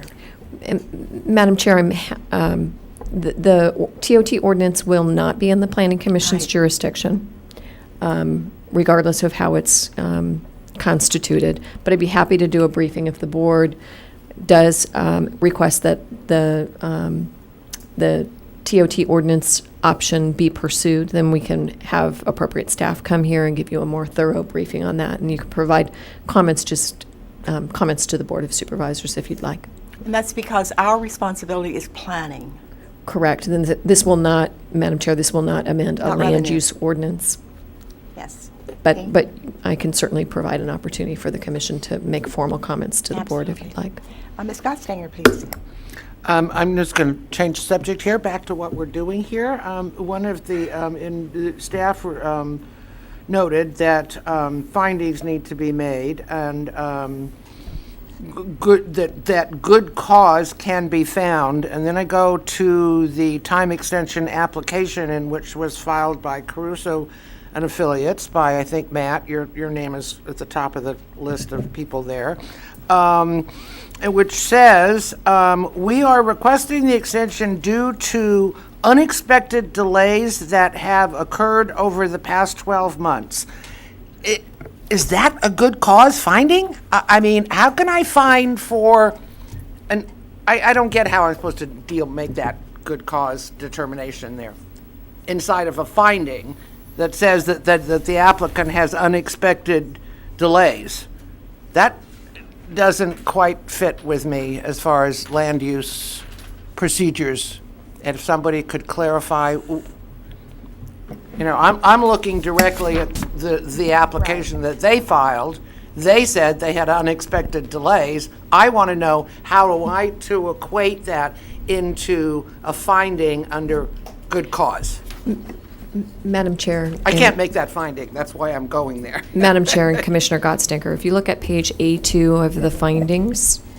A2 of findings. A2 of the findings. We've proposed a finding for your commission. Oh, sorry. Okay, yes. Fine. Okay. And it includes, the applicant states that unexpected delays, including adverse effects stemming from the severe downturn in the general economic climate, have prevented them from completing the project. So it's really tied to the economy, their inability to perform. Okay, thank you. Any other questions? Commissioner Overall? Mr. Middlebrook, are you just taking questions at this point, or do you have more? I do not have more. I was just taking questions. Okay, I do have a question. I can talk more if you want me to. If there's something you want me to speak to. I guess under the heading of ex parte or disclosure or something, I did attend the Montecito Association Land Use Committee, where Mr. Lemo came and made a presentation to that body. And one of the items that he represented was that you are prepared to go forward with the demolition of the site, and anticipated doing that. I've forgotten, but before the end of the year. And I wondered what the conditions were that precedent to that your decision to do that is dependent upon. Is this extension a prerequisite to making that commitment? No, we've told the county that, acknowledging the community's strong interest in seeing the buildings demolished. Going back to where we are on the TOT discussion, we've told the CEO and the controller's office that, if approved, if the TOT ordinance is approved, we would immediately move to demolish the buildings. So some package is, your decision to go forward with the demolition is dependent upon some agreement to a incentive package. Correct. Is that correct? Okay. Correct. All right. I have questions of staff, but no further questions of you at this time. All right. Thank you. Staying with Mr. Middlebrook, any other questions? If not, we will move. Oh, I'm sorry, Commissioner Ives. Okay, so I'm understanding then that you're conditioning the demolition based upon some agreement incentive package on the part of the Board of Supervisors. Correct. Yeah, and I want to reveal also to the commission and to the public that I did have a conversation with Mr. Middlebrook. Must have been about a week ago, I believe it was. Probably about and it that. was I initiated the call. Okay, the other question I have then is, I don't have to remind you that the public is quite well aware of the condition of the Miramar facility, and it's been going on now. I guess we're into 10 or 12 years of it, and I was in hopes that I would hear something reported today that you're moving forward without conditions to do some demolition there. I realize there is a big cost to the demolition, but there's also another cost factor that's triggered that you have to come up with some funds for. But it certainly would be a nice thing for the public, but it's really a little disappointing, I would say, for the community as well as the people in Santa Barbara and people that travel through that corridor or live near it. And so I'm hoping that you would consider something a little more in line with getting those buildings down at an early point and not have it conditioned. Any comments, Mr. Middlebrook? No. All right. We will now move to Commissioner's disclosure as to ex parte, since we've heard from two commissioners. Commissioner Phillips. I also was at the Montecito Association briefing by Caruso affiliates, but I've had no ex parte discussions Okay. with the parties. I was not at the Montecito Association meeting, and nor have I had any ex parte communications with Caruso and affiliates. Thank you. I was also at the Montecito Land Use meeting on February 7th, where this issue was discussed. I had a courtesy call from Matt Middlebrook asking if I had questions. I had none at that time and left that message with him. Any other disclosure, please? If not, then we move to any other comments from the applicant or the county. If not, we'll move to public comment. We have one. Mr. DeForest, please.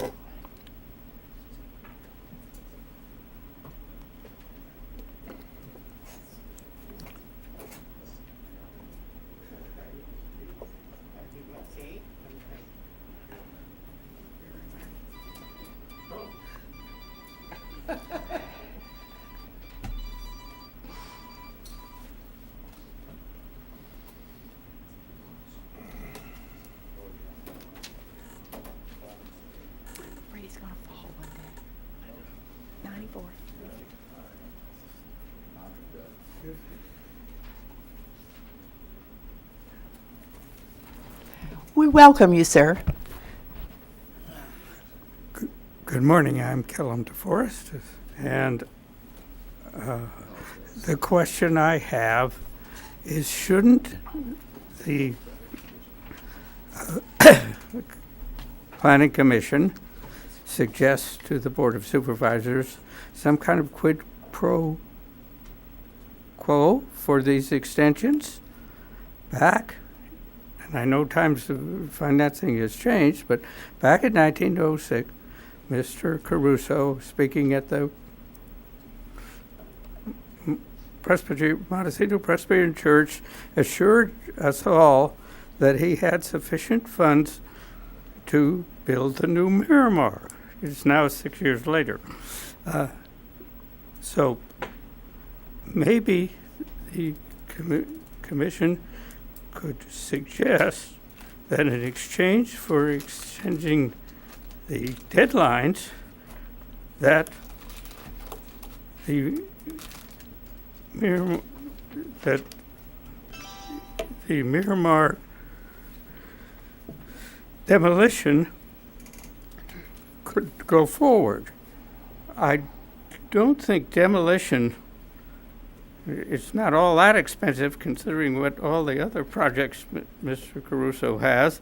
Demolition should not be dependent on a financial giveaway from the county. Thank you. Thank you, sir. We'll now move on to Victoria Green, representing the Montecito Association.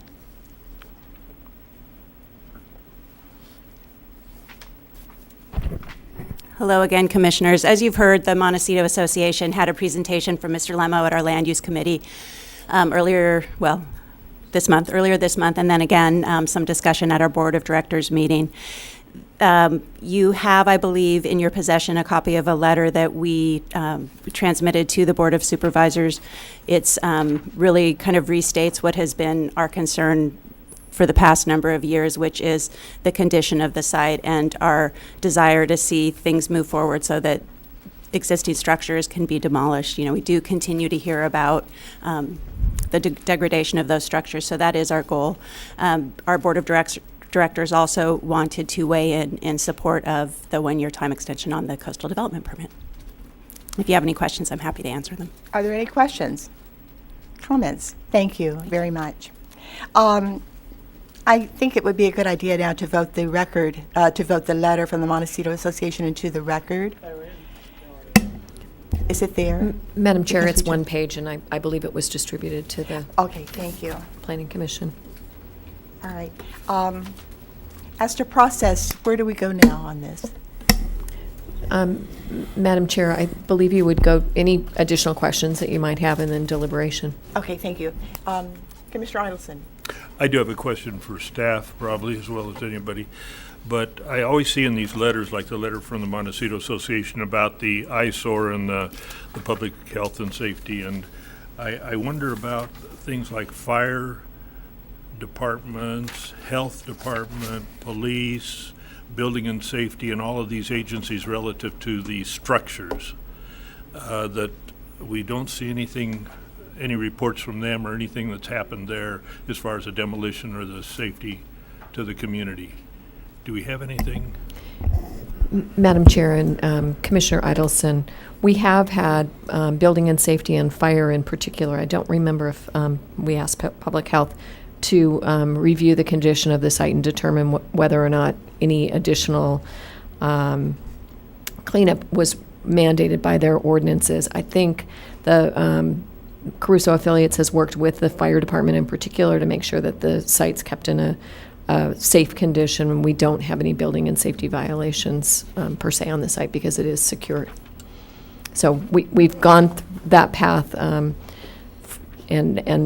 did not find that a productive path to require demolition. Is there any path with building department then? No. Or with health department? Madam Chair and Commissioner Idelson, I don't believe so. Okay. Any other questions or comments? Commissioner Overall. Madam Chair, I have a number of questions, but first I'd like to just make a comment to Caruso Affiliated. the amended plan, I think we need to acknowledge that the amended plan extension, which is before us, I think we all agree is a significant improvement over the original plan that was approved a number of years ago now.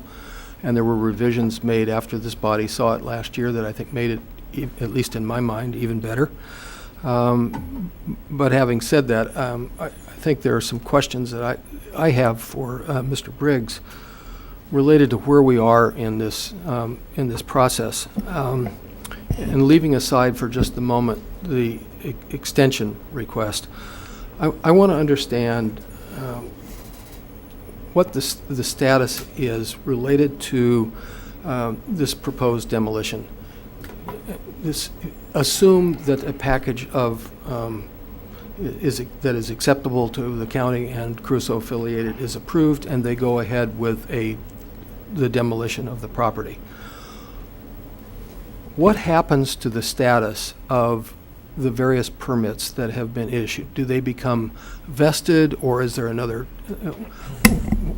What's the status after that happens?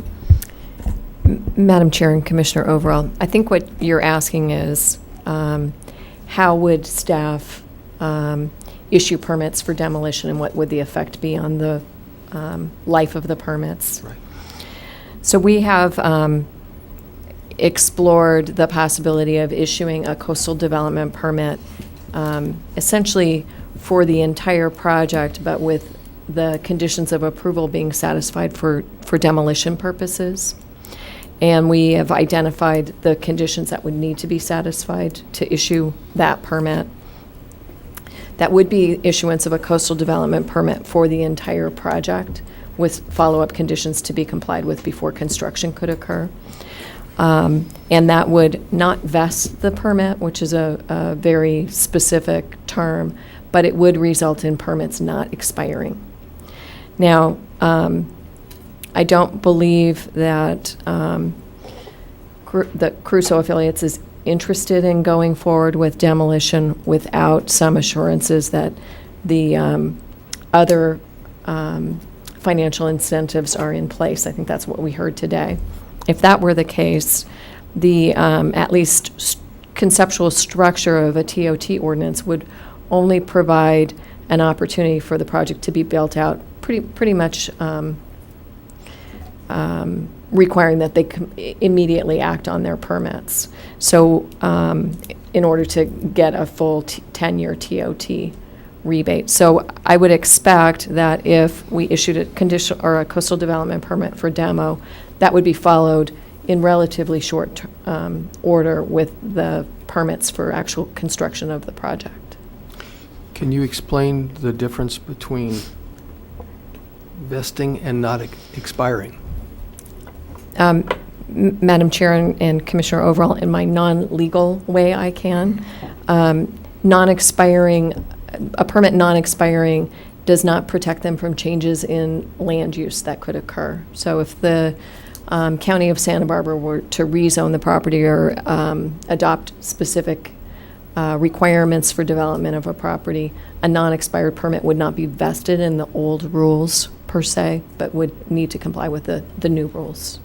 So that's the fundamental difference, I think. Then, as far as the request that's before us today, in terms of extending this permit, whether we extend this permit or don't extend this permit, other than all these conditions would apply whether or not we extend this permit if they go ahead with the demolition. Is that correct? I mean, nothing other than which project it is dependent upon this, our action today. Madam Chair and Commissioners, if the Board of Supervisors doesn't extend this permit by March 15th, presumably at their March 6th hearing, then the coastal development permit would expire. So none of the conditions would but only remain. Only this plan. The previous plan is still approved, correct? Yes, Madam Chair and Commissioner Overall, that's correct. So the original development plan and associated permits are still active. So this would extend the revised project, coastal development permit. I have one more question, but let me... Go ahead. No, go for it. Let me think for a minute. Okay. Mr. Idelson, please. Okay, the revised, each time we're referring to the revised set of plans in this, in our discussion today, not the original set of plans. Madam Chair and Commissioner Idelson, that's correct. The project before you today for a time extension is the amended project. The amended, okay, the amended. And of the original set, there still lies another 2 years, is it? Are they good till the 15th? Or the 13th, or what is it? Madam Chair, Commissioner Idelson, the original project CDP would require an extension prior to April 6, 2013. Okay. And the next extension for that permit would be a 2-year extension. And it would be eligible for a 2-year extension? Correct. This one is eligible for 1 2-year extension or 2 1-year extensions after this extension, am I right? 2 2-year extensions after this one. But how would it go to the 15th, though? Isn't the 15th the termination date, not to exceed, you had on in your form that you gave us? Yes. So how does that work? I think Commissioner Overall asked that question earlier.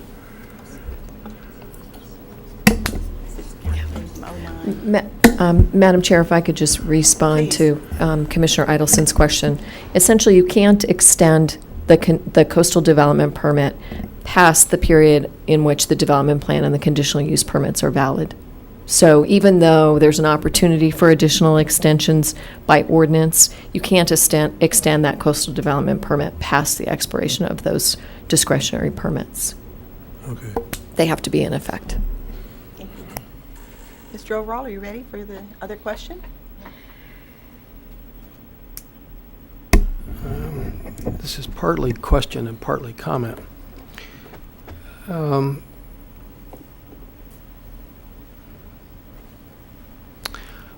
I think there is an argument that could potentially be made that the adequacy of the environmental review is no longer valid. And principally because of the potential changes being required by Highway 101. There has been considerable discussion with SBCAG and Caltrans about the necessity of making revisions to the San Ysidro interchange, the off-ramp and the Posilipo suicide on-ramp. If anything in those documents comes to pass and changes are needed, they could potentially impact either or both the Caruso land itself or the parking along Jameson. And so the question that I have related to that is, what can this commission recommend to the Board of Supervisors that doesn't lock us in to a vested project where the county has no negotiating capacity with Crusoe affiliated over possible changes at that intersection? Ms. Black. Madam Chair and Commissioner Overall, I believe that if the changes to 101 affected parking on site, that parking is included as part of their project description. They would not be able to satisfy that component of their project description, at least in the way that it's approved in their plans, and that would require some further action by the county. So if something as dramatic as that occurred, if the circulation simply changed in the area but did not affect the on-site development or the parking that it relies upon, I'm not sure that that would require a reopener of the permit. And how about change to the public parking? Does that not? Madam Chair and Commissioner Overall, it's been a while since I've read the project description, but I believe that is a component of the project description, and they wouldn't be able to satisfy that if it were changed. So let me restate it, make sure that I've got it. If changes caused by 101 and the revisions to San Ysidro and Posilipo changed the parking situation or the circulation, it would reopen the project to the point we would negotiate some adequate arrangement, or have the potential to do that. Is that more or less correct? I would say more or less, but Madam Chair, just because I hate to agree to somebody's restatement of my words, what I really meant to say, if it didn't come across clearly, is if the public parking is in the project's description component of their project and they are not able to fulfill that portion of their project description, then some adjustment to the project would need to be made through the county. I don't believe the same can be said for circulation unless it affects the design of the project on site. Okay. Thank you. Thank you. Any further questions? Do you have a question?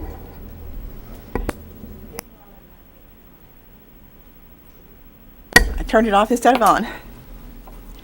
When the Board of Supervisors established the Montecito Planning Commission, I think it was the thought and the hope of residents of Montecito that this body would represent Montecito in planning decisions.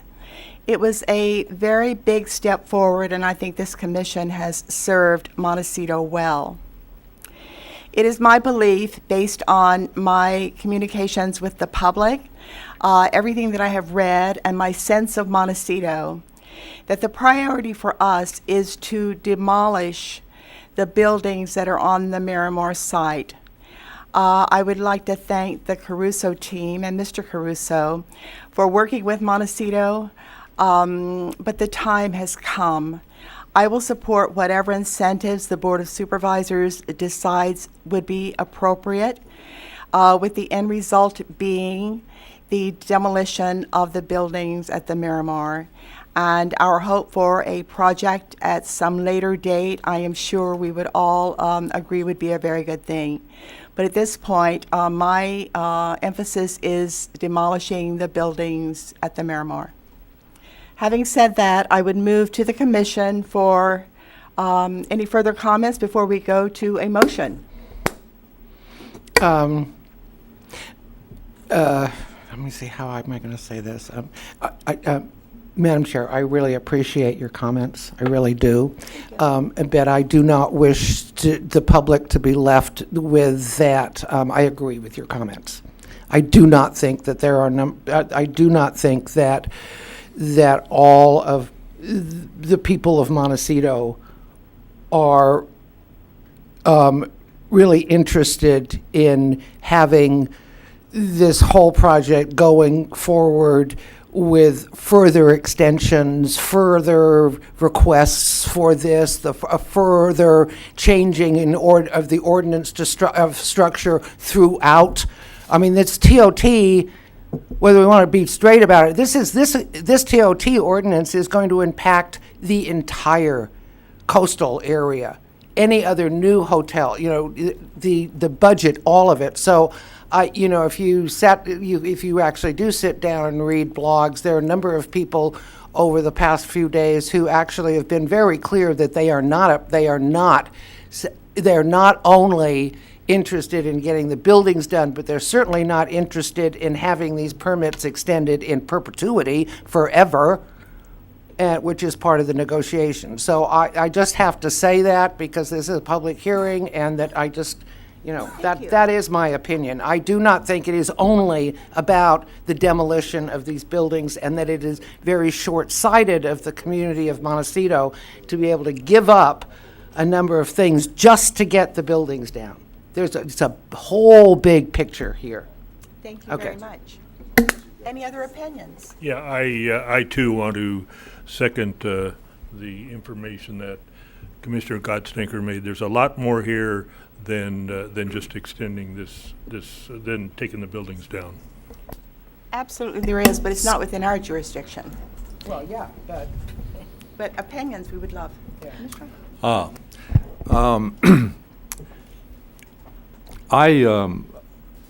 I think it's incumbent upon us to work with Caruso affiliates to further this objective. We approved this project. It didn't mean that they have to build this. The community was so involved with this, and so many people said, well, now they have to, don't they? Well, they don't have to. And if it is a project we want, then anything we can do to make this happen sooner rather than later is positive. So I'm going to support the extension. Is that a motion? It's a motion, yes. All right. Is there a second? I Commissioner Overall. I would offer a second with 2 modifications, Please. since these are recommendations.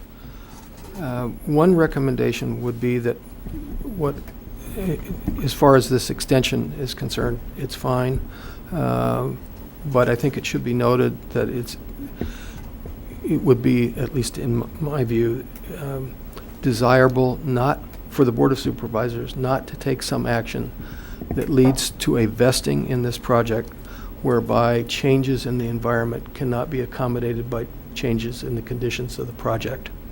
And if Mr. Phillips would be willing to amend his motion to accept that, I'd like to have Madam Chair. Yes, thank you. I would like to, Ms. Black, please. That is not before the commission It is today. not. So I would recommend that you We have to really stay with the agenda. stick to the item that's before you, and then if you want to make comments,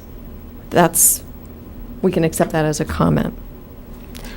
Yes, I agree. And I think that Commissioner Phillips addressed the issue before us, right? Could you please restate that? I move that we accept the request to continue the coastal development permit. Okay, very good. Is there a second? I'll second that. Thank you. Are there any other comments on the motion? Can I comment on my Please. motion? I'd like to address Mr. Overall's comment. I just want to make sure I'm listening or understanding this properly.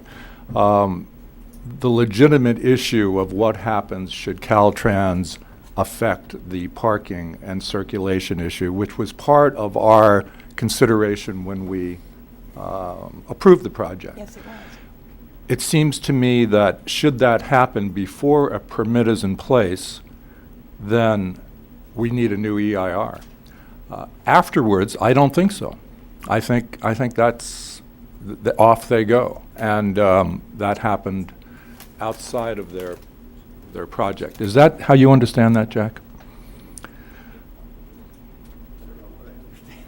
Maybe Ms. Black could comment on that. Madam Chair. We're not allowed to talk about this, is that right? But this was a comment, and if staff would be so kind as to address the comment, it's outside the motion. Madam Chair, I can't really comment on what type of environmental review or Okay. permit modification would be required Exactly. today. I mean, it really depends on what happens. It's and speculation at this that- point. That And will wh- happen. and when it happens. That will happen Exactly. regardless, as it's required to by ordinance, regardless of any comment by the commission today. So Absolutely. I don't think you need to comment on that. All right. So the motion before us has been made and seconded by Commissioner Edelson. All those in favor, please say aye. Aye. Aye. Any opposed? It was unanimous. Thank you. Congratulations. Thank you. And good luck to you. We will now take, yes, comments, please. I'm just wondering now, at this point, we've got the motion off the table. Is it possible at this point, without, now that the motion's done, they've got their extension, everything is kosher, is it possible for us to have a discussion of recommendations that we might want to make, given, okay, fine, everybody's going, no, it's not possible. I can see that. If anybody on the TV can't see that they're saying no. I accept the no. But here then becomes the question, can we, as individuals, address the Board of Supervisors? Madam Chair, I'm going to leave that question to County Council to answer. Just so you understand why we were shaking our heads no.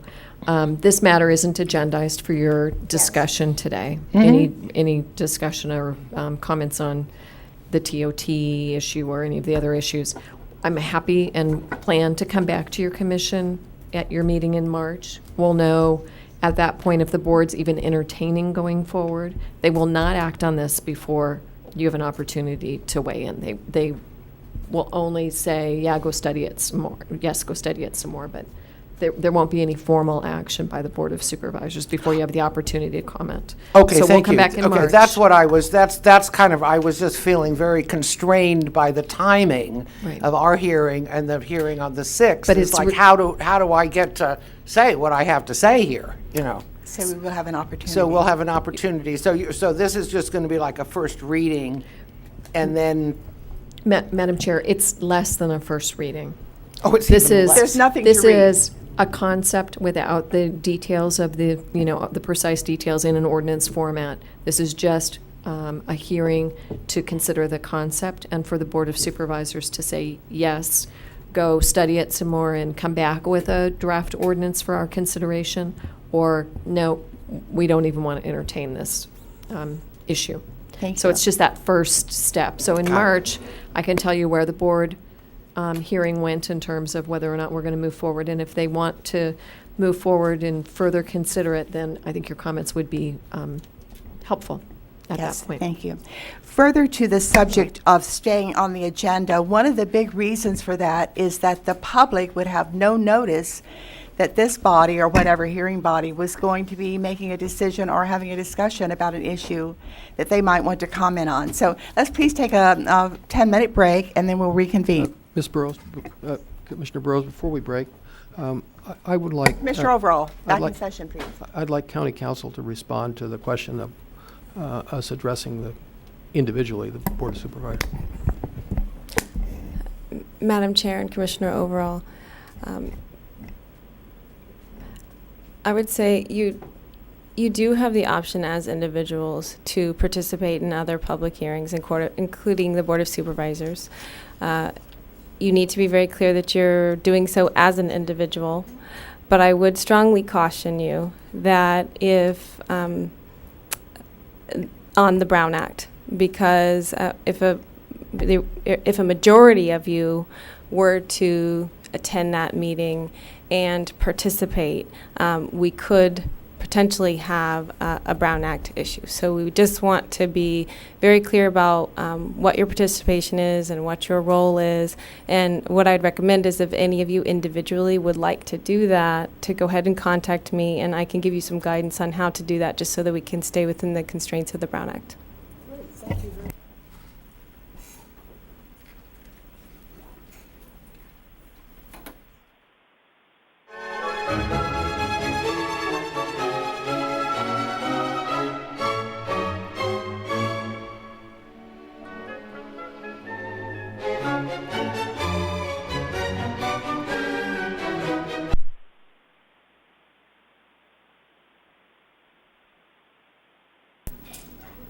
We will now move on to the staff report for long-range planning. I would ask to please have the item read into the record.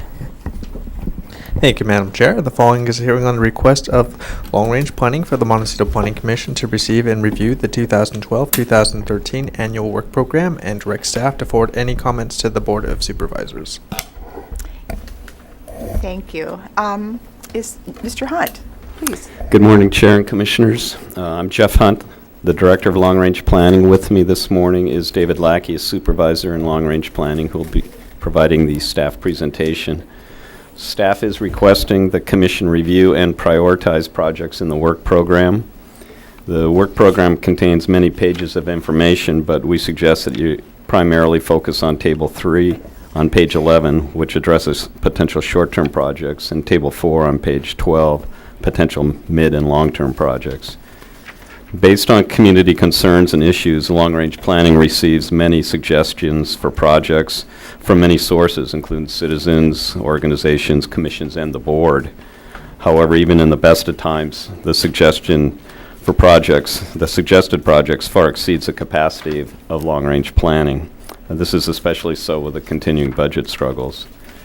While we recognize the economic realities we're facing, at the same time, we also recognize there's expectations in the community that issues be addressed, and including implementation of community plan action items.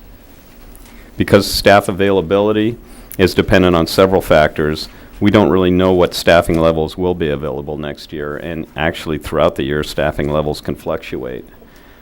So the work program is not a budget document in that sense. It's more, again, it's just a prioritization of the projects.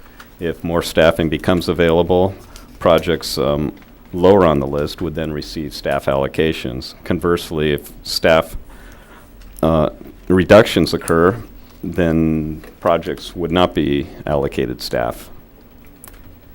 In continued improvements to the work program this year, we have tried to make it more concise, removing redundancies. And with that, I'll turn it over to David for the staff presentation. Please. Thank you, Mr. Hunt. Good morning, Madam Chair, members of the Commission. Hopefully my presentation will be fairly concise, and what we're really here is to get input from your Commission on suggestions, and as Mr. Hunt said, in terms of prioritizing the short-term, mid-term, and long-term potential projects.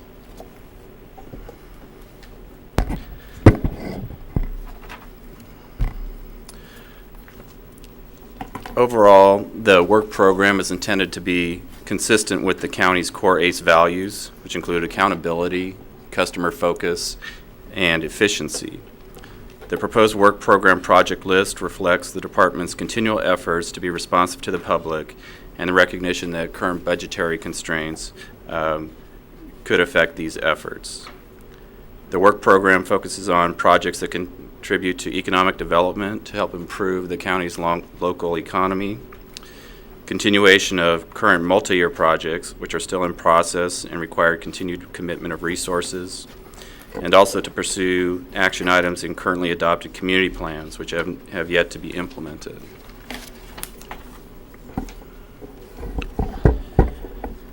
The current work program, adopted by the board last June, provides for the continuation of 16 major ongoing projects and the initiation of 2 new projects, the Winery Ordinance Update and the State Street Hollister Avenue Corridor Improvement Plan. And more recently, the Isla Vista Parking Program and Isla Vista Master Plan Coastal Commission Certification Project have been added back into the Long Range Planning Work Program since the Isla Vista Redevelopment Agency was dissolved this past February 1st.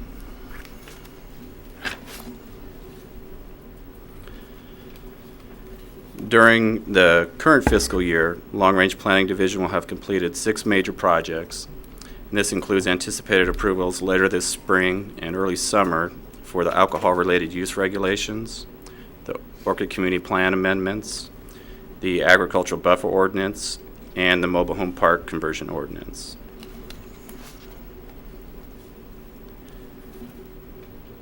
The second part of Table 1, which is page 5 of your work program, provides a summary of the 12 current projects which will continue into next fiscal year, along with the estimated completion dates for these projects. And you'll note in the footnote for the completion dates, this includes projects in the coastal zone and approximate 12 to 18-month additional time frame for Coastal Commission certification.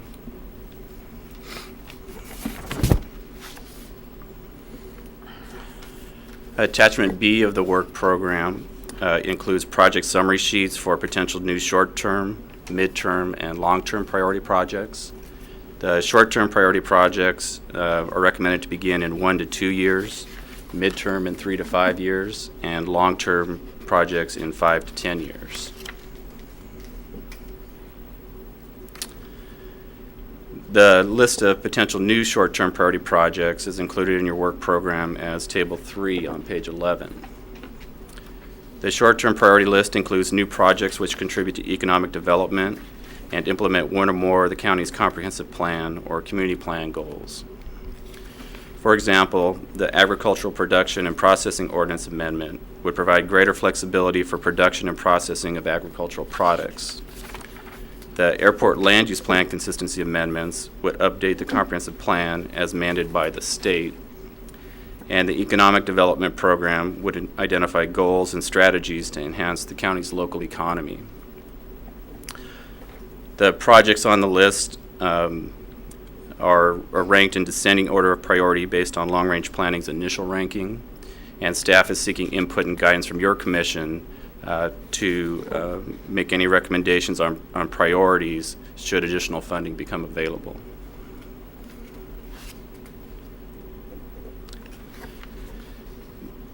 Table 4 on page 12 in the work program lists the potential new midterm priority and long-term priority projects. This table provides a long-term view of those projects that may become prioritized in future years. And while the project list is for several years out, the list should still be prioritized, which helps staff, the public, and decision makers with future workload management.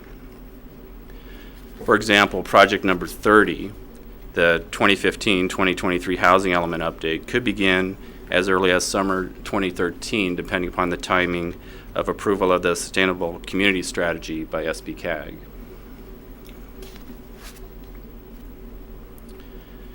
Potential long-term priority projects are those suggested to begin in 5 to 10 years and include updates to the aging community plans, such as Montecito Community Plan, Toro Community Plan, and the Orchid Community Plan. 10 years. The work program also includes information on the agricultural planner, as well as information on current projects and potential projects for development review and development services. And with respect to the agricultural planner, this position is a fully funded position in planning development, and the planner works closely with the Agricultural Commissioner's Office as well as planning development staff on land use issues affecting agriculture. Table 5 on page 18 of the work program is a summary of the agricultural planner's projected work effort for next fiscal year. The planner will assist with continuing work effort on the winery ordinance update and could also be available to assist on the new agricultural production and processing ordinance amendments if funding is available.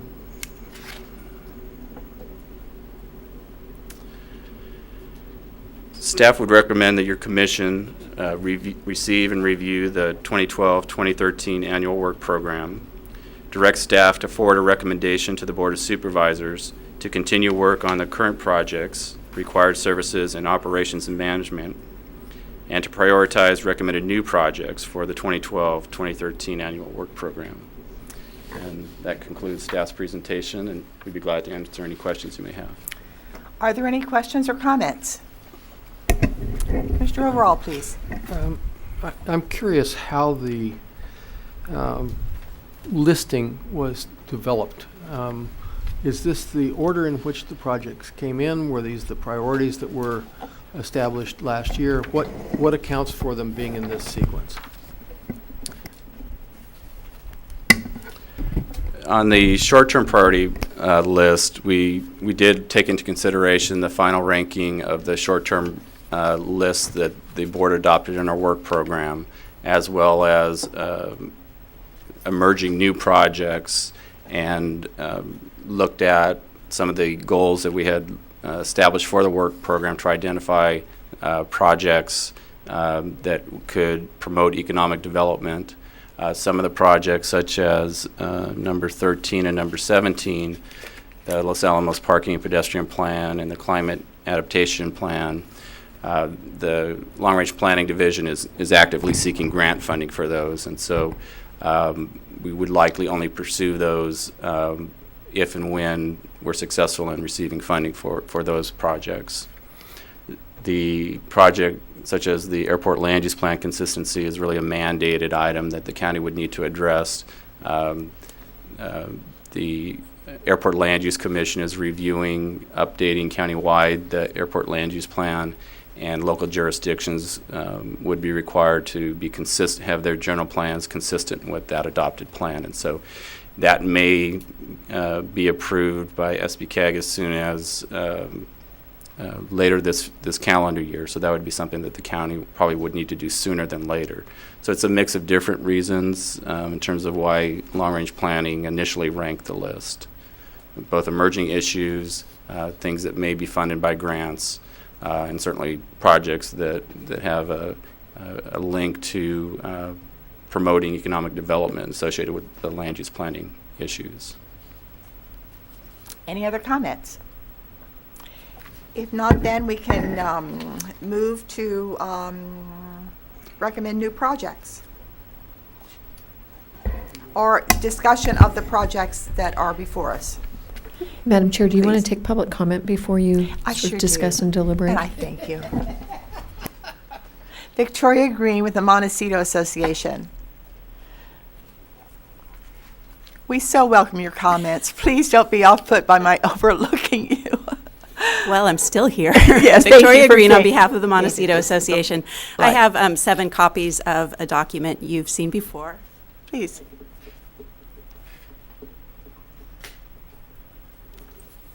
Thank you for the opportunity to comment. I'm going to sing a song that I've been singing for, this will be my 3rd year. Back in 2009, the Montecito Association worked with members of your commission and the Montecito Board of Architectural Review to come up with some recommended changes to the zoning ordinance with respect primarily to how building height's determined, and some very minor changes to the Montecito architectural guidelines and design standards. We put those forward to you, hoping that it was something that development review staff could work into their regular cycle of zoning amendment work.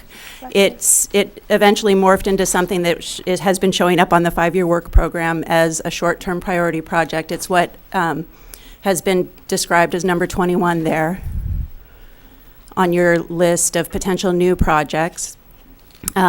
We, of course, would love to see that project prioritized. We still think that it's a fairly small, discrete project that would not necessarily require close to 40% of full-time staff equivalent.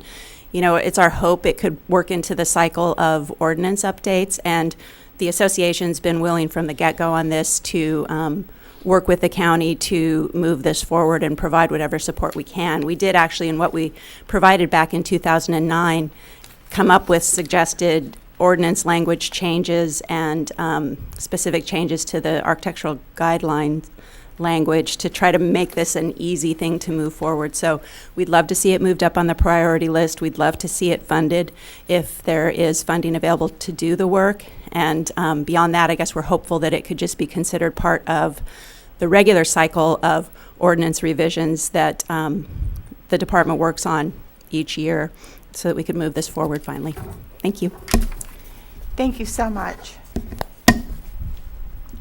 Commissioner Overall. I have a question for Ms. Green. My recollection of this may be a little fuzzy, but you might be able to clarify. My recollection is at one point in time there was an indication that I think maybe it was Tom Belay, but I'm not positive of that, was interested in and would have been willing to do the illustrations that needed to go into the architectural guidelines.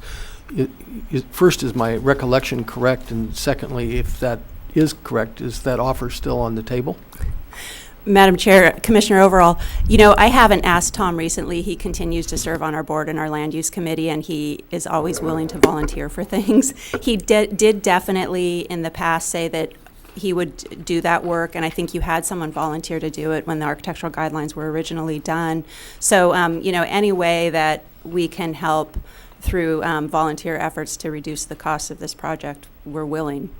And also, just so you know, there continue to be concerns about these issues. We have a new subcommittee that's convening this afternoon to continue to talk about some of these design review issues, especially as it relates to Florida area ratios and that kind of thing, part of which we were trying to address through what we identified in 2009. So it remains an issue in the community, and we hope it'll move forward. Ms. Gustinger.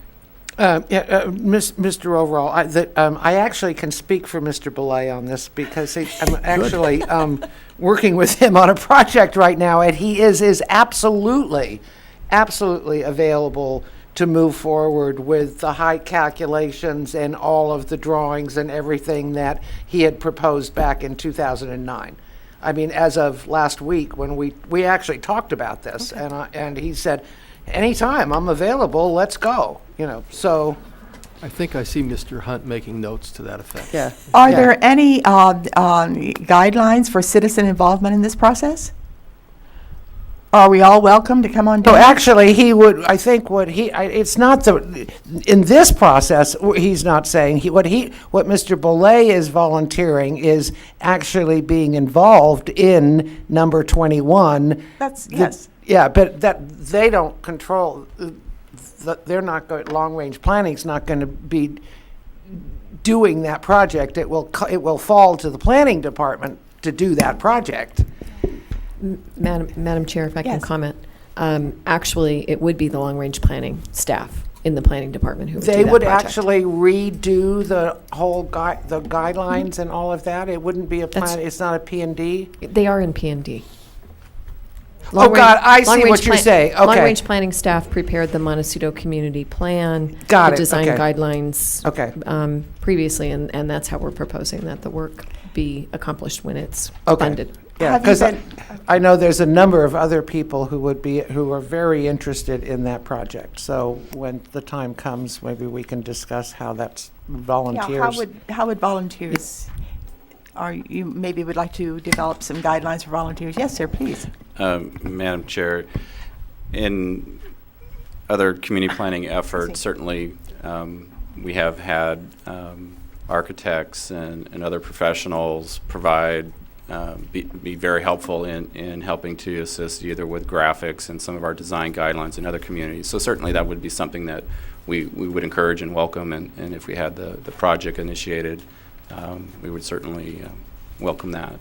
All right, and you would convey that to the association? Oh, yes, yes. All right. Thank you. Thank you so much. Yes, Ms. Costinger. Yeah, the only other comment that I'd like to make is to number 23, which is the brushing ordinance. Yes, what is that? Well, yeah, I'd like it, I mean, I'm trying to find it in the book here where the description was. And Brushing ordinance. Huh. it's number 23 Yeah, I see in it the here. potential new projects. I just don't know what it is. It's the last project under the short-term tab. So the last sheet, if you go to the short-term tab. Oh, short-term priorities? Yeah, go to that last sheet.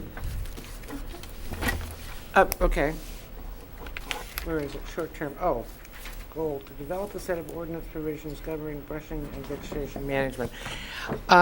This is just an observation. It seems to me, at least in Montecito, that there could be some, that it's kind of difficult because that is so governed by state fire code regulations. And then and in January, new state code regulations came up, which are going to affect, planning ordinances and us in ordinances. And so I think, that some work needs to be done I would like to see that obviously at the top of the list in Montecito, because there's so much, but I'm not going to say that, but it's like, I just think that it needs to be combined with, if we're going to be doing work on architectural design guidelines, that would be part of that in Montecito. So, Madam Chair, I think this particular work program item is something different than what you think it is. Oh, okay, great. So Well, this that's what I isn't, was trying to find this it. isn't an ordinance requiring people clear vegetation on their property to reduce fire risks. It's really an ordinance that regulates brush clearance when it's not required for fire department or fire marshal purposes. Resulting in what? So it's really it's really the flip side of the coin, I think, that you're thinking of. It's not to prevent It's a protection of wildfires. watershed. Correct. So it's over there in the watershed So it's really the category. opposite. Okay, apologize. I think of what then you're you can thinking. leave it there. All right. Commissioner Overall. Yes, in looking at several of the priorities, it strikes me. First, let me address item number 21. I would echo Ms. Green's desire to see that pushed forward. It's been quite a while, and I would Yes. offer to long-range planning, and just as a comment, the issues that are addressed in what was envisioned back in whatever it was, 2008 or 2009, continue to plague the community. We've had a lawsuit related to it. We've had a number of appeals related to the issues that are addressed in there, and ones that didn't rise to the level of falling into those categories. We've had a couple of bad projects developed because it wasn't clear to the MBAR. That may be my subjective judgment as to the quality of the projects, but I think there are others who would probably agree. So the need for it is very real. because it's one of those areas that's left so vague, and what's in the guidelines doesn't really reflect the lessons that we've learned over the years trying to use the guidelines. So anyway, that would be my push to prioritize that. But comments on some of the other items. As an example, item 16, which is the Economic Development Program, and item 17, which is the climate change. I guess I would like to see those dropped in priority, not because they can't be important, but because there's so much that's in the state of flux, both in terms of the global economy, our national economy, and then on the climate side. There's a lot of research being done out at UCSB and a variety of places, and it just feels like to try and push too far ahead on that just gets ahead of what we're going to learn as some of the time goes on. I agree with that. It's not that they're not important, it's just it seems a little premature. And then a comment on a couple of the other items. There are a number of road-related items in here, and I wonder, and then also on the Vandenberg component.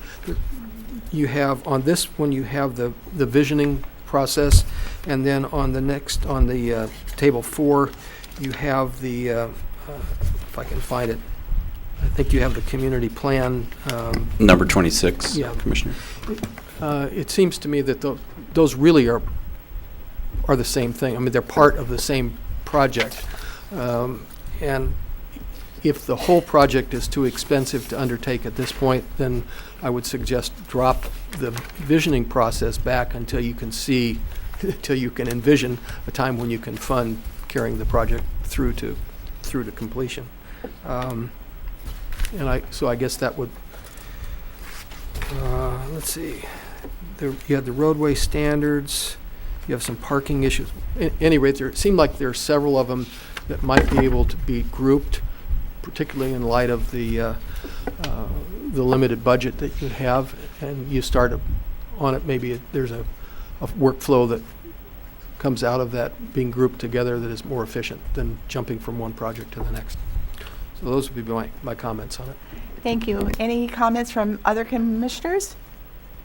I do see that the Montecito Tree Protection Ordinance has gone up a bit. It's number 25. I think that's important, at least for study. When it's here, does that, number 24, Montecito Tree Protection Standards, does that mean that a committee would review and make a decision, or is that actually developing the standards? Madam Chair, members of the Commission, that project would be looking at and working with the community to look at standards that would more than likely be adopted in the LUDC that could be applied to development projects as they move forward. And so we would look to get input from the community, Montecito Association, in terms of recommendations of how to address tree removal as it relates to development projects. Okay, thank you. Mr. Idelson. Yeah, so your estimate on that would be a half of an FTE, is it? Yeah, a half of a full-time for that. It's possible it would run over it, or possible that you could get it done for less too. So if it was done for less, does that money then flow on to another project? Or?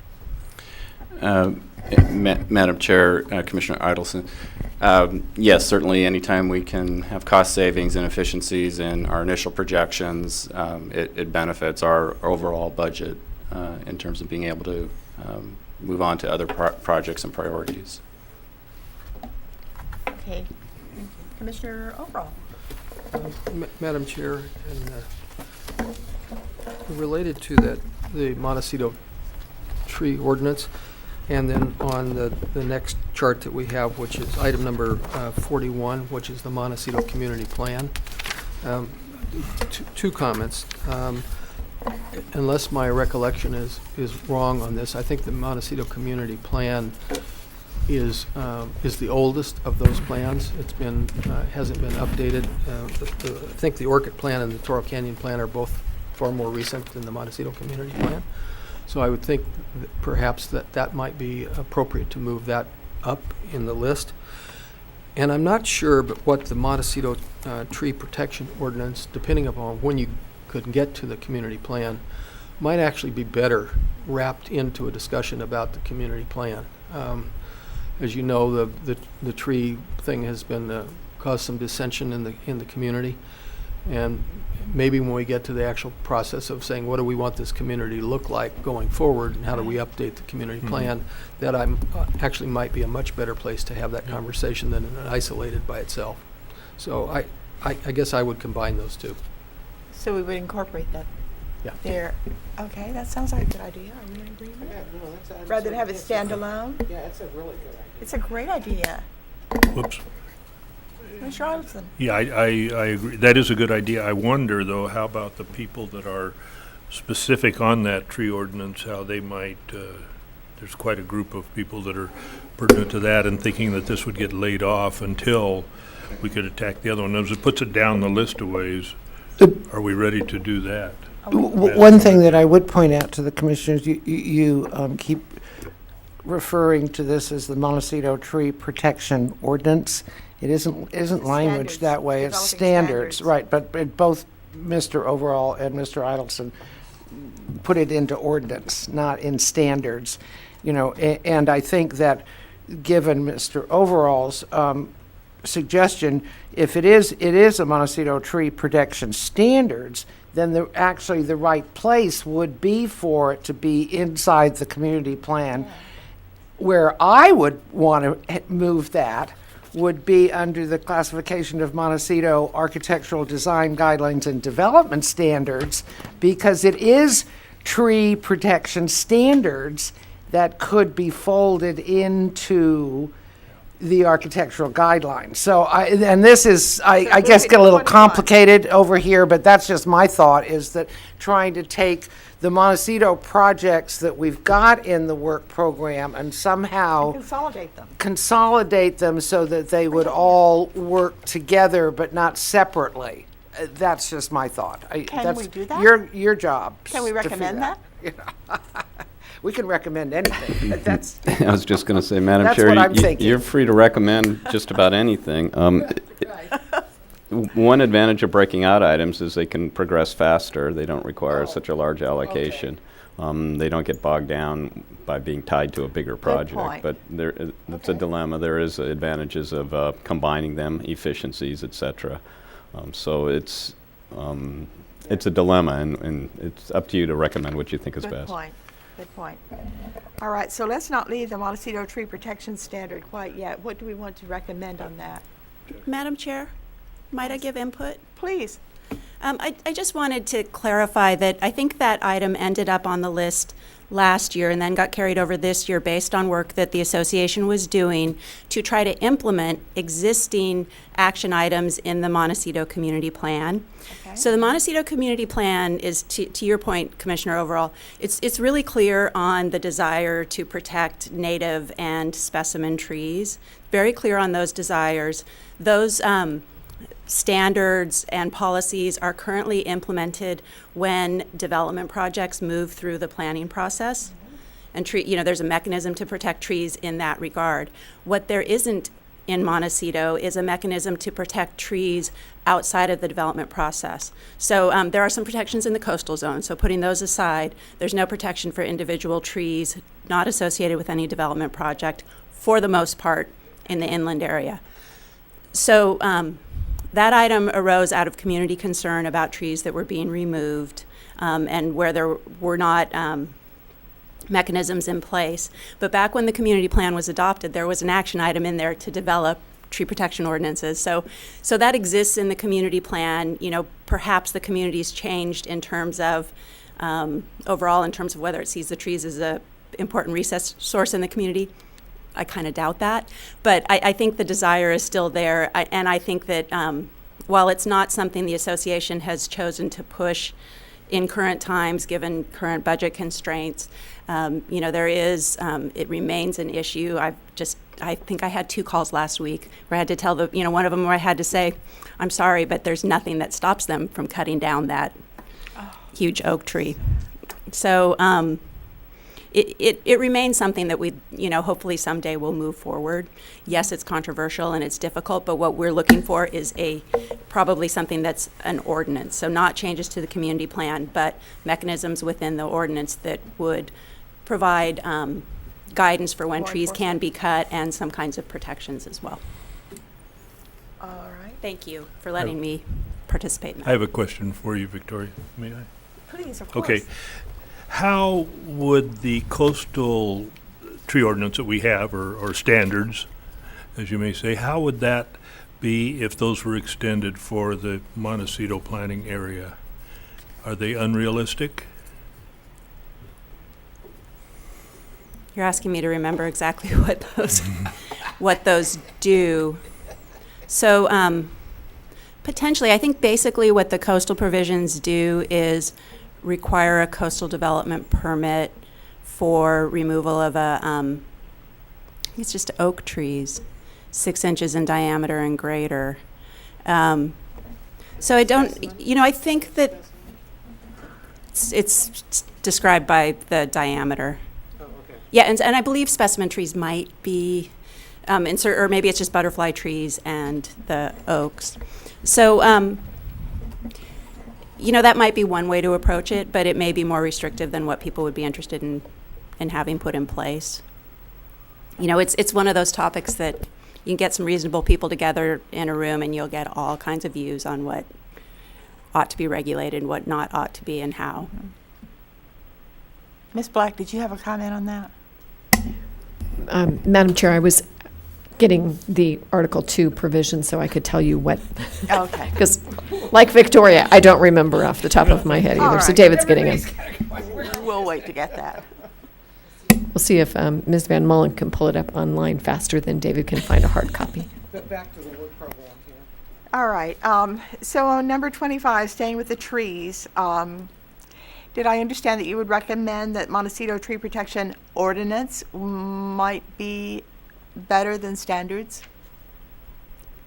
Or did I misunderstand that? Madam Chair, I think I skimmed the current summary on that. I think the idea was to start a discussion about, what the community might want, what form it would take, I think would be worked out. I'm not sure what form besides ordinance provisions really makes sense, but I think that was a discussion that would be had, amongst the community as a whole. So standards might evolve to ordinance? I believe or not? so. All right. All right. Was there a recommendation that we recommend, was there a suggestion that we recommend moving Montecito tree protection standards from 25 to something else? Jack's, Mr. Overalls was to combine it with number 21, the architectural standards? Did I understand? No, I was. I think I said that we talked about. All right. Let me read what they're saying. All right. I think the concern is, in terms of item number 21, we continue to operate under the assumption that that's something that could be done far less expensively and much quicker than is in the long-range work plan's estimate. I think if we start adding a really controversial issue, maybe it won't turn out to be that way, but at least in the past it was controversial for a period of time. The trees. The trees. If we add that to this, I'm afraid we're going to end up delaying the ability to get to this one, which really does go to the issue of appeals and the conduct of the MBAR and all that. So maybe where it is just fine. I said about wrapping it into the Montecito Community Plan discussion, but I have no idea when that might take place, so maybe it's better to leave it right where it is. All right, thank you. Ms. Black, please. Madam Chair, would you like to hear what the current standards are for Please. tree removal in the coastal zone? So a coastal development permit is required for the removal of any tree, any specimen tree, defined as 6 inches or more in diameter, 4 feet above the ground, or more than 6 feet in height. And it's required if it's located in a county street right-of-way, located within 50 feet of a major or minor stream, except when such trees are removed for agricultural purposes, that they're oak trees, or that they're oak trees, or they're used as habitat for monarch butterflies. So 2 of those criteria are locational, and 2 of those are types of trees, one being oaks and the other being typically eucalyptus trees that are monarch butterfly habitat. Okay. Thank you. That's very helpful. Commissioner Phillips. Thank you. And this is outside of a permit application? This is just straight up? Madam Chair and Commissioner Phillips, that's correct. Any time a tree is removed in the coastal zone that meets these criteria. That's the coastal zone, I'm sorry. CDP is required. So that's what Just in the we coastal may zone. need in the inland area. And Should that be? And Madam Chair and Commissioners, I think this might be overly restrictive in some situations for the inland area and won't cover removal of trees in other areas that people have expressed concern about. So I'm not sure it's a perfect fit for the inland area. Okay. Well, yeah, I mean, you just kind of began to address my part of my question, which was going to be, what would it take as far as, if we were just to take that language and move it over, I mean, how would that becomes, can't do that. Well, Make it apply to all of Montecito. Yeah, that's what I'm saying. Madam Chair and Commissioner Gottstinker, the mechanics of doing that are not that difficult. It's an ordinance amendment. But I can tell you, every time we have tried to come up with tree protection guidelines, standards, ordinances, it becomes very controversial very quickly. So the mechanics of it are pretty simple. The sort of community interest part, I don't think is simple. Okay, got it. All right, so before we leave the discussion Sure, on the Chair Montecito, oh, I'm sorry, I Mr. Overall, please. I have one quick question for Ms. Black. On the coastal zone and that regulation, how many applications do we actually get?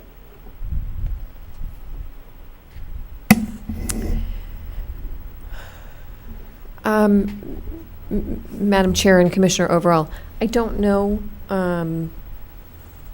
in Montecito or countywide how many we get. I would say I see, them on occasion.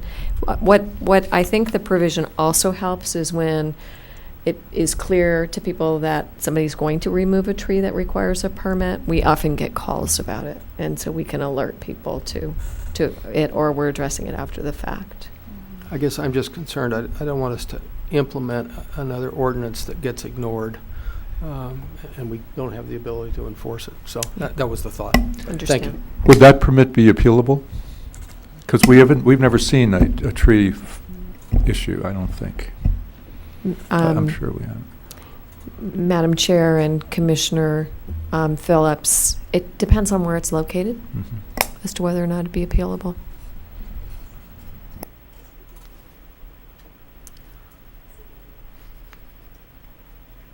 Right. Madam Chair, just to clarify, it's a coastal development permit. If it's located in the appeals jurisdiction or within an environmentally sensitive habitat area, then it's a coastal development permit that requires a hearing. So it wouldn't be appealable to your commission. It would come to your commission. A CDP would be appealable to your commission. All right. Any further comment? So what is the sense of the commission on recommendation regarding the Montecito tree protection standards? There's been much discussion. Do we have a recommendation? I think it's time to see if the community wants to embrace language much like the coastal language, and if not, then it fails. But there's enough indication from my read is that there's interest in this. Absolutely. I agree with that. Where would you put it in the work program?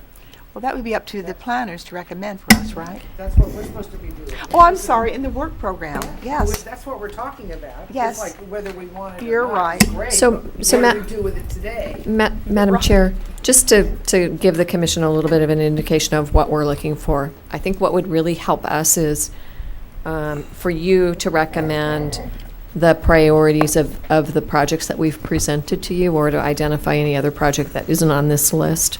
But we'd like to be able to present to the board, I think, a list of priority recommendations from the Montecito Planning Commission. All right. So you've talked about a number of things, but you haven't really translated that into changes in priorities yet. All right, so what you're looking for us maybe would be to, for example, number 25, the Montecito Tree Protection Standards, that we would recommend that that be moved to short-term priority? Mm-hmm. Is that the kind of thing you're looking for from us? That's acceptable. We're not trying to solicit your recommendations, but that would be... But we would like to make some, I think. Exactly. That's my sense. And it would require an ordinance change as well. No, it would No? Just in the work program. Just Okay. deal with this. Madam Chair, you could give very specific that it should be moved to a list. You could say, or more general, it should be just moved up. You could even say it should be number 1 or 3 or whatever. There's different options. All right, there's been much discussion. Where would we like to move number 25? Madam Chair, can I Yes, make a please. request? Since I think it applies to all of these lists, why don't we take a recess for about 5 minutes and allow us to work on this and see if we can come back with some specific recommendations? That's a great idea. So if that would be acceptable to everybody? Thank you. So you'll work on that individually and then come back and see if you can gain consensus All with right, the we're commission. recessed for 5 minutes then.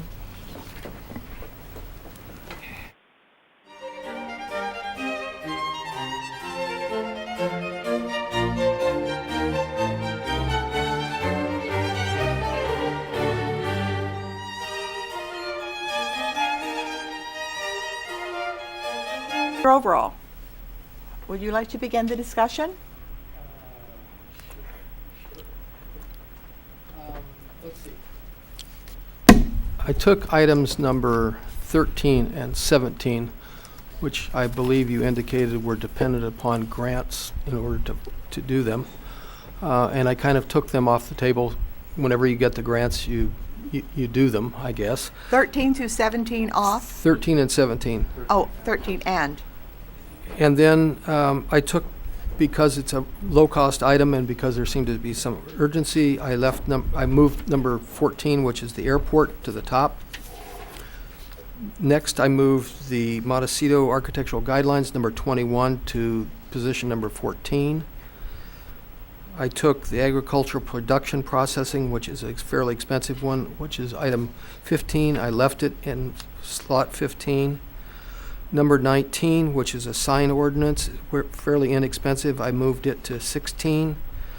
Number 22, which is the San Ynez Valley transportation, which is fairly inexpensive, I moved it to number 17. Then I took the rural roadway standards at number 18, I left it at 18. I took number 23, which is fairly inexpensive, that's the brushing, et cetera ordinance, I moved that to number 19. I took number 33, which is the lighting standard, and I moved that to number 20. I assume that's a lighting standard for the entire county, not just as it would. Then I inserted back, let's see, number, just a second, number, I've got a hole in here, but at any rate, I reinserted at the bottom of this short-term list, numbers 13 and 17, which are the grant-dependent ones. And then I took item number 20, which is the Mission Hills Vandenberg project, and I put it in at number 24, and then I would have taken number 26 and make it number 25.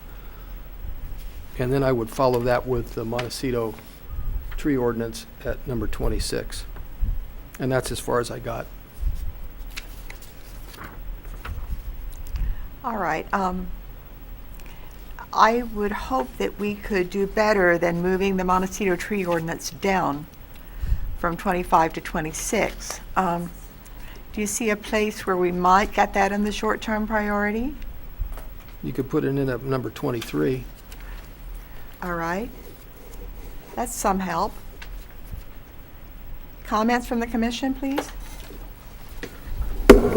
I am absolutely, please. I'm absolutely aligned with Commissioner's overall's ranking of where he's placed things. I think he kind of figured out how to get what I think we want as far as Montecito is concerned. And job. thank you for very much for actually Thank you. moving all those numbers around quickly. But yeah, no, I think. We'll review them in a minute. Yeah, I think it really does represent what would be appropriate for both the wants of Montecito and fulfilling the needs of the county as a whole. It's not just about us; it's about the rest of it. And thank you so much, Mr. Overall, for getting the lighting aspect in there. That's the one thing that I noted for myself. I went, "Whoa, okay, let's move this." Thanks. That is important. Thank you. Commissioner Phillips, please. Yes, question. Council, perhaps, how long can we legally go without updating the Montecito Community Plan? I hear every 10 years or so. Is there a bright line there? Can we go another 10 years? That seems a long way out. Madam Chair and Commissioner Phillips, as far as I know, there's no absolute requirement, absolute deadline of when we need to update it. And our community plan update process, the way that we update our general plan is through the community plans, and we do that periodically over time. But to answer your question, no, I do not believe there's a So we would requirement never that we have to do update. it again? I'm not sure that's correct. I think there is some requirement to freshen this, isn't there? Madam Chair and Commissioner Phillips, at some point, it needs to be updated, but there's no absolute requirement of when it needs to be updated. Okay. All right. Commissioner Idelson. Okay, then if in the proposed project, it states here that the state recommends every 5 to 10 years for an update, and we're at 20 years. I think we've well qualified for considering that we've certainly exceeded. We've worn it out. In other words, it's time. Well, Madam Chair and Commissioner Idelson, I think your community does benefit from the growth management ordinance, which gives us a look at the community plan and how it's serving to pace development. So it's in a little different position, but clearly you could make an argument that a number of the community plans could use updating, and some of them are in the process, and some of them have been updated, and others haven't, and the Lompoc community hasn't had one at all. Commissioner Overall, did you have a question? Yeah, I was just going to say, I think if the county budget were in a little bit better shape and we were able to implement some of the ordinance changes a little bit more quickly, that is a vehicle by which we can keep the community plan a little bit more updated. We've run into some more difficulty with that recently, but I think that has in the past served us pretty well. So I don't feel a pressing need to modify the community plan. I feel even better if we could make some of the changes that we're talking about. All right. Ms. Black, did you have a comment? Madam Chair, I just wanted to make sure that we all had the same understanding of what the list was. Yes, we were going to review those. Yes, please. So you want me to try and? Well, I was going to go to recommendations. We have received and reviewed the 2012-2013 annual work program. And now we will direct staff to forward recommendations. And so I would ask you to please read for us what Mr. Overall and the other commissioners said. Okay, so Is that cool? you track me, and then I'll have a couple places All where I'll right. say, what And did you I'll mean try here? to track too. So I think you have suggested that 13 ought to be the airport land use plan consistency amendments. 14 would be the Montecito architectural design guidelines and development standards. 15 would be agricultural production and processing. 16 would be the sign ordinance. 17 would be the San Ynez Valley Transportation Improvement Plan. 18, I think you left unchanged at the That's right. rural roadway standards. No change. 19 would be the brushing ordinance. 20 would be the lighting standards, which is on the midterm list. Mm-hmm. I'm not sure what 21 and 22 were to be. Number 21 is 13, that's the Los Alamos, but it's grant dependent. Okay. And then for 22 was the other grant, the climate action. Correct. So that would be 17. And then 23 would be the Montecito tree ordinance from the midterm Yes. list. And then you have 24 and 25 as the Mission Hills visioning, and 25 as the Mission Hills Vandenberg Village Community Plan. And I don't know if you wanted those to be on the midterm list, 24 and 25? I think we can remove those to the midterm list. Okay. Is that okay? Yeah, fine. Yeah. I And think then we we'll have just- consensus on that. Okay. I think the midterm list is probably less important to really focus on in terms of priorities, because it's Yes. pretty clear we're probably not going to be able to do all the things on the short-term list. A flurry of activity in the county, right? Right. All right, thank you. So does that complete the prioritizing? Oh, Commissioner Eidelson? Want to hear one more? Yes, please. Okay. On the long range, where we have the Orcutt, the Toro Canyon, and the Montecito, I would like to propose that the Montecito plan be moved into the middle. That is, to take the position between the Orcutt would be first, Montecito second, Toro Canyon third. Excuse me. All right, is the commission in agreement on that? Yes. Yes? Are we in agreement on that? Yes.